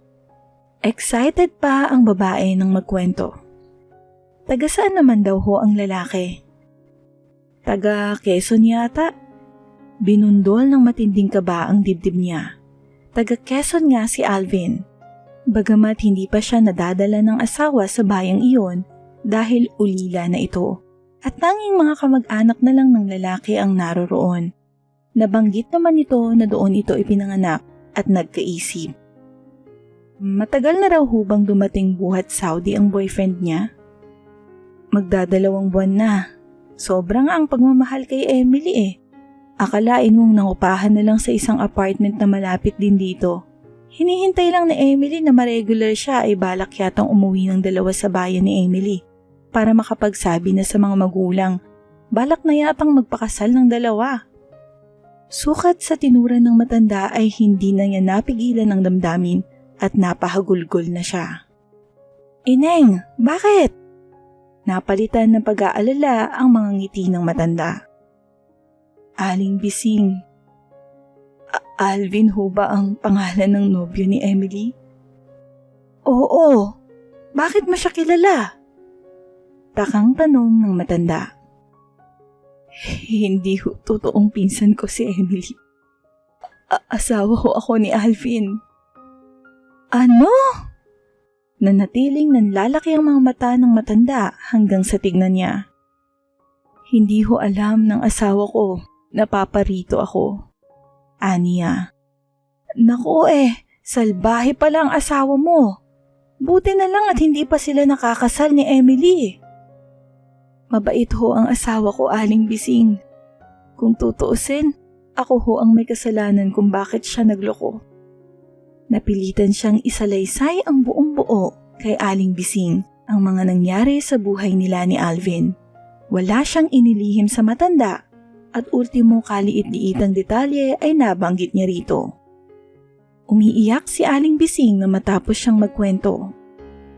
Kawawa naman pala ang nangyari sa anak ninyo. Hindi ko nga masisisi si Alvin. Kasalanan mo ang lahat, Ining. Kaya nga ho napilitan akong hanapin siya. Gusto ko hong makahingi ng tawad sa asawa ko. Papaano kung ang piliin niya sa inyong dalawa ay si Emily? Sa tingin ko kasi sa asawa mo ay mahal na si Emily. O wag naman ho sana, Aling Bising. Nasa ganoon silang pag-uusap nang huminto ang isang taxi. Unang umibis ang lalaking sakay noon. Nakasuot ng long sleeve shirt na nakapaloob sa maong pants. Naka-rubber shoes. Gwapong-gwapo pa rin sa paningin niya. Nang bumaba ang kasama nitong babae, ay masuyong inalalayan iyon ng lalaki.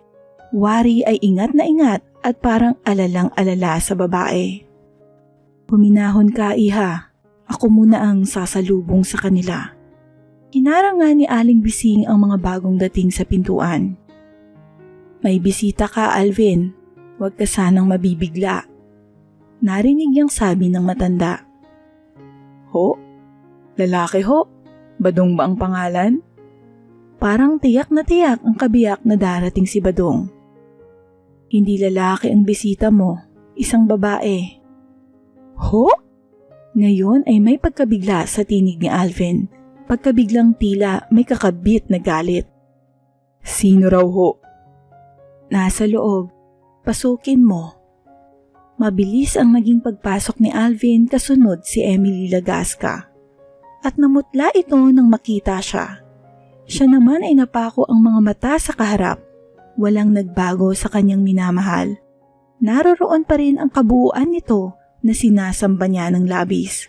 Ang malapad na pangangatawan, ang halos perpektong mukha, ang matitipunong bisig. Tila gusto niyang sugurin ng yakap ang kabiyak. Si Alvin naman ay saglit lang nanalito. Ang pamumutla nito ay kagyat na nahalinhan ng galit. Ano ang ginagawa mo rito? May lakas ka pa ng loob na magpakita sa akin matapos ang lahat? Sino siya? Nakakunot noo si Emily. Sino bang magpapakilala sa sarili ko, Alvin? Ako o ikaw? Lakas loob niyang sabi na lalong nagpadilim sa mukha ni Alvin. Umalis ka na, pwede ba? Ginugulo mo ang pananahimik ko! Tiim ang anyo ni Alvin. Alvin, mag-usap tayo, please! Wala na tayong dapat pang pag-usapan at wala nang dahilan para magkausap pa tayo. Dahil ba sa babaeng yan? Panunumbat niya. Kaya ba ang lakas na ng loob mong hindi na alamin ang kalagayan ko? Ay dahil may kapalit na ako? Ano ba ito? Naguguluhan ako. Si Emily uli, binalingan si Alvin. Alvin? Sino ba talaga ang babaeng yan? Kung hindi niya ako nababanggit sa iyo, agaw niya. Ako na ang magpapakilala sa sarili ko, Miss Lagasca. Ako ang asawa ni Alvin. At kung napaniwala ka niyang binata siya, sorry ka na lang dahil hindi siya nagsasabi ng totoo. Irina! Babala ni Alvin, sabay lapit sa kanya at sinambilat siya ng mahigpit sa isang bisig. Ano ba talagang gusto mo ha? Hindi na kita sinumbatan, hindi na kita sinisi. Gusto ko na lang lumayo. Ang kalimutan ka. Please, patahimikin mo ko. Alvin, please naman. Mag-usap tayo, pakinggan mo ko. Gusto kong magsisi. Gusto kong humingi ng tawad sa'yo. Maghalit ka kung gusto mo. Saktan mo ako. Pero please, huwag mo naman ako basta itatapon na lang. Asawa mo ko, Alvin. At sapo ang mukhang napahagulgol na siya sa harapan ng asawa. Si Emily ng mga sandaling iyon ay larawan ng matinding pagkabigla sa revelasyong narinig. Hindi ito makapaniwala na ang lalaking minahal ay isa ng may asawa. Nalilito ang anyo nito. Tila gustong umiyak. Tila gusto ring magalit, ngunit hindi maibulalas. Inakbayan ito ni Aling Bising at sa pamamagitan ng senyas ay niyayang lumayo muna sa usapang iyon. Napagsulo sila ni Alvin. Umiiyak pa rin siya at sapo pa rin ang muka. Namayani ang katahimikan. Mga hikbi ni Irina at buntong hininga ni Alvin ang tanging maririnig. Nagsalita si Alvin. Lumuha ka man ng bato, hindi na muling maibabalik ang buhay ng anak mo. May tigas sa tinig nito. Pero maaari pa tayong magsimulang muli. Kung bibigyan mo lang akong muli ng pagkakataon. Mula nang mamatay si Patrick, pinatay ko na rin ang pag-ibig ko sa iyo, Irina. Alvin! Minahal kita ng labis, Irina. Alam mo kung gaano ko kayo minamahal ng anak natin. Kaya't kahit labag na labag sa kalooban ko na iwanan kayo, ginawa ko dahil iyon ang gusto mo. Sana inisip mo naman kung gaanong pagtitiis ang ginawa ko nang malayo ako sa inyong mag-ina. Basag na ang tinig ni Alvin, namumula na ang mga mata. Pero ano ang ginawa mo? Pati ang anak natin. At napasubsob na si Alvin sa sariling palad. Impit na napahagulgol. Pinatay mo ang anak natin. Pinatay mo ang anak natin. Habag na habag sa asawang yumakap siya sa likuran nito. Alvin, alam ko. Kasalanan ko. Inaamin ko. Nasa akin ang lahat ng diferensya. Kaya nga ako narito ngayon. Gusto kong humingi ng kapatawaran mo, Alvin. Patawarin mo ko. Patawarin mo ko. At napahagulgol na rin siya. Ang naging reaksyon ni Alvin ay ang iwaksi ang kanyang kamay na nakayakap sa likuran ng asawa. Marahan ngunit nagpapahiwatig ng kawalan ng interes sa mga sinasabi niya. Mahirap makalimutan ang mga sugat na nilikha mo sa puso ko, Irina. Napakalalim noon. Napakakirot. Sa tuwing maiisip kong nawasak ang ating tahanan nang dahil sa kapabayaan mo. Parang gusto kitang durugin sa aking mga palad. Pero alam mong hindi ko kayang gawin yun sa'yo. Dahil mahal mo pa rin ba ako? Hindi ba? Mahal mo pa rin ako? Alvin, magsimula tayo uli. Hinawakan niya ng mahigpit ang mga kamay ng asawa. Buuin natin muli ang nasira na. Malalim na buntong hininga ang naging tugon ni Alvin sa mga sinabi niya. Alvin, bigyan mo pa ako ng isang pagkakataon. Nakikiusap ako sa iyo, Alvin. Iba na ang gusto kong makasama sa pagbabagong buhay ko, Irina. At si Emily yun. Alvin, asawa mo ko. Noon yun. Alvin! Umalis ka na. Pabayaan mo na ako. Nito. Narinig mo ang sinabi niya, babae. Tinig iyon mula sa likuran niya. Si Emily.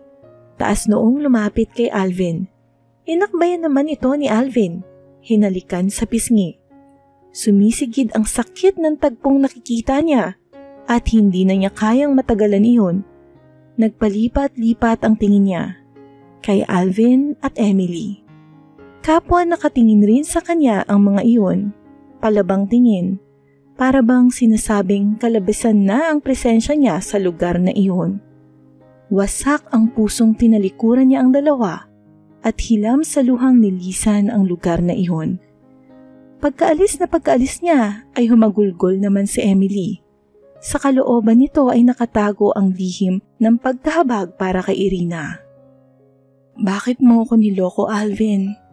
Bakit di mo sinabing may asawa ka? Si Alvin ay walang nasabi. Ang lalaki ay litong-lito rin sa mga nangyayari. Halos wala na siyang iluha. Halos wala na ring tinig na lumabas sa kanyang bibig. Gayunpaman, hindi pa rin niya mapigilan ang sarili na iyakan ang napakasakit na kinahinatnan ng pagmamahalan nila ni Alvin. At wala siyang gustong sisihin sa mga nangyari kung hindi ang kanya ring sarili. She deserved it dahil hindi siya naging mabuting asawa at ina. Dahil siya ang sumira sa relasyon nilang mag-asawa. Dahil siya ang nagtulak kay Patrick sa kamatayan. Dahil hindi niya pinahalagahan ang paghihirap ni Alvin sa ibang bansa at nilustay pa niya ang pinaghirapan nito. Ngunit gusto rin niyang itanong sa sarili kung tama ba ang naisip na solusyon ni Alvin sa naging problema nila. Tama lang ba na palitan na siya nito na parang damit? Tama ba na hindi na siya bigyan ng pagkakataon nito para makapagbago? Ang sagot na nakuha niya ay iisa rin. She really deserved it. At ang tangi na lang niyang magagawa sa ngayon ay ang tanggapin na talagang hindi na sila ni Alvin. At dapat na niyang patayin ultimo ang kaliit-liitang pag-asa sa kanyang dibdib na muli pa silang mabubuo ni Alvin. Hindi na kanya ang puso ng kabiyak. Lalo na nga at may isang Emily Lagasca na itong minamahal. Masakit pero wala siya sa posisyon para ipaglaban pa ang kanyang karapatan. Hindi niya pwedeng ipagsiksikan pa ang kanyang sarili matapos ang napakaraming pagsubok sa kanilang pagitan. Kinabukasan, nag-request siya sa boss niya sa pharmacy na magpalipat sa isang branch nilang kabubukas lang sa Iloilo. Pumayag naman ito at ipapadala siya roon pagkalipas ng 1 linggo. Baka sakaling sa lugar na iyon ay makapagbagong buhay siya at makalimutan ang mga masasakit na karanasan. Lalo pa at wala na siyang magiging balita kay Alvin roon. Nang malapit na siyang umalis ay dinalaw niya ang puntod ni Patrick. At matapos na mag-alay ng kandila at bulaklak, ay umusal siya ng dalangin para sa katahimikan ng kaluluwa ng anak. Ipinasya rin niyang puntahan si Lucci upang bayaran ang natitira pa niyang pagkakautang. Nanghiram siya ng pera sa kanyang itay at nangako siyang ipadadala na lang ang bayad kapag siya ay nasa Iloilo na. Hindi kami naghihintay ng kabayaran, anak. Ang mahalaga sa amin ay muling maayos ang buhay mo. Anang itay niya.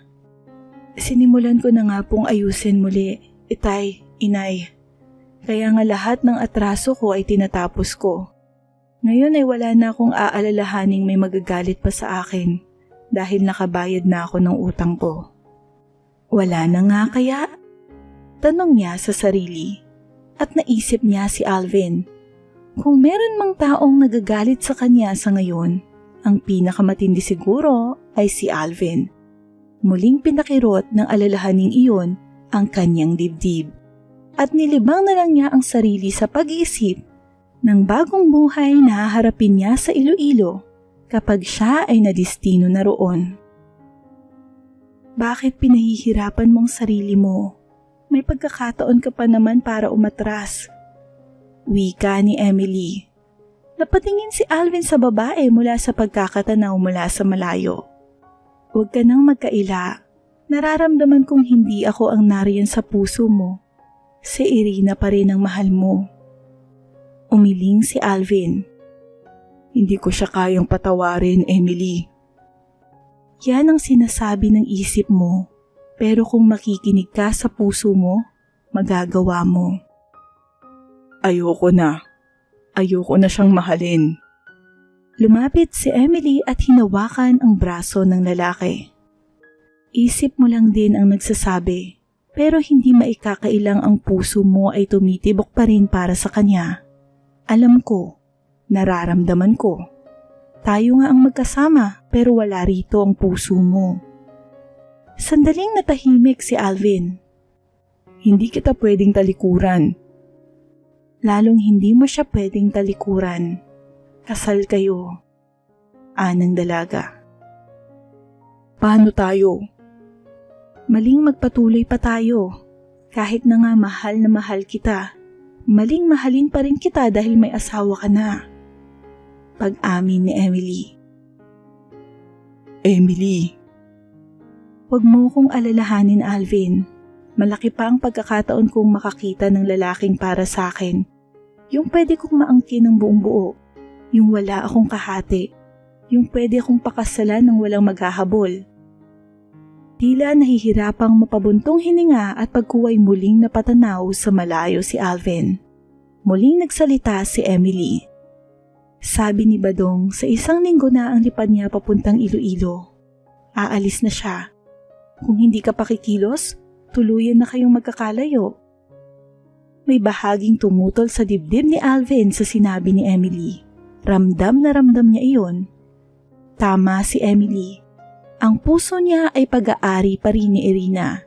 Ang babaeng iyon na pinag-ukulan niya ng walang katulad na pagmamahal. 7 taon na ang nakakaraan. Ay siya pa rin gusto niyang mahalin sa kabila ng mga naging pagkakasala niyon sa kanya. Tama pa rin si Emily sa pagsasabing kailangang kumilos na siya ngayon din dahil hindi siya makakapayag na makaalis si Irina nang hindi sila nagkakaliwanagan. Mahal na mahal pa rin niya si Irina. Ramdam na ramdam niya. Sa kabila ng lahat, ang babae pa rin iyon ang gusto niyang makasama habang buhay. Bigla ang naging desisyon ni Alvin. Emily, ngayon na tayo dapat kumilos. Baka makaalis na si Irina. May hatid na kirot ang mga sinabing iyon ni Alvin. Ngunit sa isang banda, gustong ikatuwa ni Emily ang pag-amin nito ng totoo. Dahil kung magpapatuloy pa sila, natitiyak niyang habang buhay itong magsisisi sa piling niya. At iyon ang hindi niya kaya. Emily. Parang nagbalik ang sigla ng katawan ni Alvin. Ang lakas ng sikdo ng dibdib niya at mabilis ang pintig ng kanyang puso. Nasa McDonald's si Irina. Sa Aurora. Hinihintay ka. Tinawagan ko siya kanina dahil alam kong gusto mo rin siyang makausap. Nakangiting sabi ni Emily. Namamanghang napayakap si Alvin sa dalaga. Hindi niya alam kung papaano ito pasasalamatan sa kabutihan nito sa kanya. Halos mapaangat sa pagkakaupo si Irina nang makita ang papasok na si Alvin. Si Alvin man ay lunod ang puso sa muling pagkakakita sa kabiyak. Ngunit maraming tao sa McDonald's. Gustuhin man siyang yakapin ni Alvin, hindi nito magawa. Mga mata lang nila ang nag-uusap at walang katagang namutawi sa kanilang mga labi. Tumikhim si Emily bago nagsalita. Magpunta kayo sa isang lugar kung saan pwede kayong mag-usap ng masinsinan. Suhestyon nito. Papaano ka? Sabi ni Alvin. Tumawa si Emily. Ang laki-laki ko na. Marunong na akong umuwing mag-isa. Pagbibiro nito. Sapat na iyon para kumilos si Alvin. Matapos nitong gawaran ng isang halik si Emily sa pisngi, ay hinila na siya palabas ng lalaki. Sa muling paglingon ni Irina kay Emily ay nakita niya ang pag-agos ng mga luha nito Habang nakatingin at nakangiti sa kanila, bumuka ang mga labi nito at may sinabi sa kanya. Hindi niya narinig pero alam niyang ang tinura nito sa kanya ay, "Good luck." Nangingilid ang luhang ngumiti at tumango siya sa babae. Isang taxi ang agad pinara ni Alvin pagkalabas nila at nagpahatid sa isang lugar na sadyang tahimik at walang makakakita kahit na anuman ang gawin nila. "Bakit dito pa? Pwede naman tayong mag-usap kahit saan. Gumastos ka pa." Kunwari ay sita pa niya sa lalaki. Pero ang totoo, excited na excited siya sa isiping nasa isang pribadong silid sila kung saan pwede silang mahiga, pwedeng matulog, pwedeng... anong gagawin natin dito? Wala sa loob na naitanong niya. Mag-uusap. Pwede tayong mahiga, pwede ring matulog. Gusto niyang matawa sa sarili. Pareho pala sila ng iniisip ni Alvin. Ewan lang niya kung yung huling iniisip niya iniisip rin nito. Marahil. Dahil nabigla pa siya nang mahigpit siyang niyakap ng asawa at siilin ng halik sa labi. Halik na may pananabik at di niya kayang tanggihan. Halik na tinugon niya ng buong puso. Magkahinang pa rin ang kanilang mga labi ay inihiga siya ni Alvin sa kama at doon siya kumawala. Sandali, akala ko ba mag-uusap tayo? Hindi pa ba tayo nag-uusap ng lagay na ito? Alam ko namang mahal mo pa rin ako. At mahal na mahal pa rin kita, Irina. Akmang hahalikan siyang muli ng lalaki ngunit umiwas siya. Gusto kong marinig ang talagang nasa kalooban mo. Mahal kita. Mahal na mahal pa rin kita. Ayokong umalis ka. Ayokong magpunta ka sa Iloilo. At gusto kong magsimula ng bagong buhay ng kasama ka. Anang lalaki. Pinapatawad mo na ako? Paniniguro niya. Tango ang itinugon ng lalaki. Nakangiti ito. Buong pagsambang nakatingin sa kanya. Muling lumapat ang mga labi ng lalaki sa kanyang mga labi. Bumaba sa kanyang leeg, sa kanyang balikat. Alvin. Marahang tawag niya. Oh. Saglit na huminto ang lalaki sa ginagawa. Bakit? Nanguyapit siya sa leeg ng asawa. Kinabig ng halos 1 pulgada na lang ang layo sa kanya. Ramdam niya ang mainit na hininga nito. Dama niya ang mabilis na pintig ng puso. I love you. Malambing niyang sabi at siya na mismo ang kumabig sa asawa. Muling naghinang ang kanilang mga labi. Higit na maalab. Ang 2 taong paghihiwalay nila ay lalong nagpatindi ng pananabik nilang makapiling ang isa't isa. Umaga na nang lisanin nila ang pribadong silid na iyon, kapwa nabunutan na ng tinik sa dibdib. Kay Alvin, ang pagpapatawad. Sa kanya, ang pagkaalis ng lahat ng guilt na kay tagal nang nagpahirap sa kanya. Sakay sila ng taxi, magkahawak kamay, nakaakbay sa kanya si Alvin. Nakahilig naman siya sa balikat nito. May mga naipon pa ako, Irina. Remember? 6 na buwan kitang hindi pinadalhan ng remittances. Kaunti lang ang nagalaw ko roon at pwede nating gamitin iyon sa pagsisimula nating muli. Bahala ka. Ano man ang gusto mo, susundin ko. Kontentong sabi niya. Baka magmaneho na lang akong uli. Ayoko na sa Saudi. Anang lalaki. Hindi na rin ako papayag na bumalik ka pa roon. Dito ka na lang. Kahit habang buhay ka na lang magmaneho ng bus. Bukal sa loob na sabi niya. At sino may sabi sa yung bus pa rin ang imamaneho ko? Bibili tayo ng sarili nating jeep. Ang perang natira sa akin ay pwede nating i-down para sa isang pampasaherong jeep. Nahihiya ako sa iyo, Alvin. Ang dami kong nilustay na pera mo at... Shhh! Sansala ni Alvin. Akala ko ba ay kalilimutan na natin ang lahat ng nakaraan? Alvin. Naluluhang nasambit niya. Walang halaga sa akin ang mga perang iyon. Ikaw ang pinakamahalaga sa akin. Mariing pisil sa palad at isang nakaw na halik sa labi ang nagpatigil sa mga sasabihin pa niya. Yumakap siya sa bewang ng kabiyak at pumikit. Kontento na siya sa piling ni Alvin. Anumang buhay ang kayang ibigay sa kanya nito. Ang dating kapayapaang nawala sa kanya noon, ngayon ay nagbalik na. At naway manatili na ang kapayapaang iyon hanggang sa dulo ng kanilang mga buhay.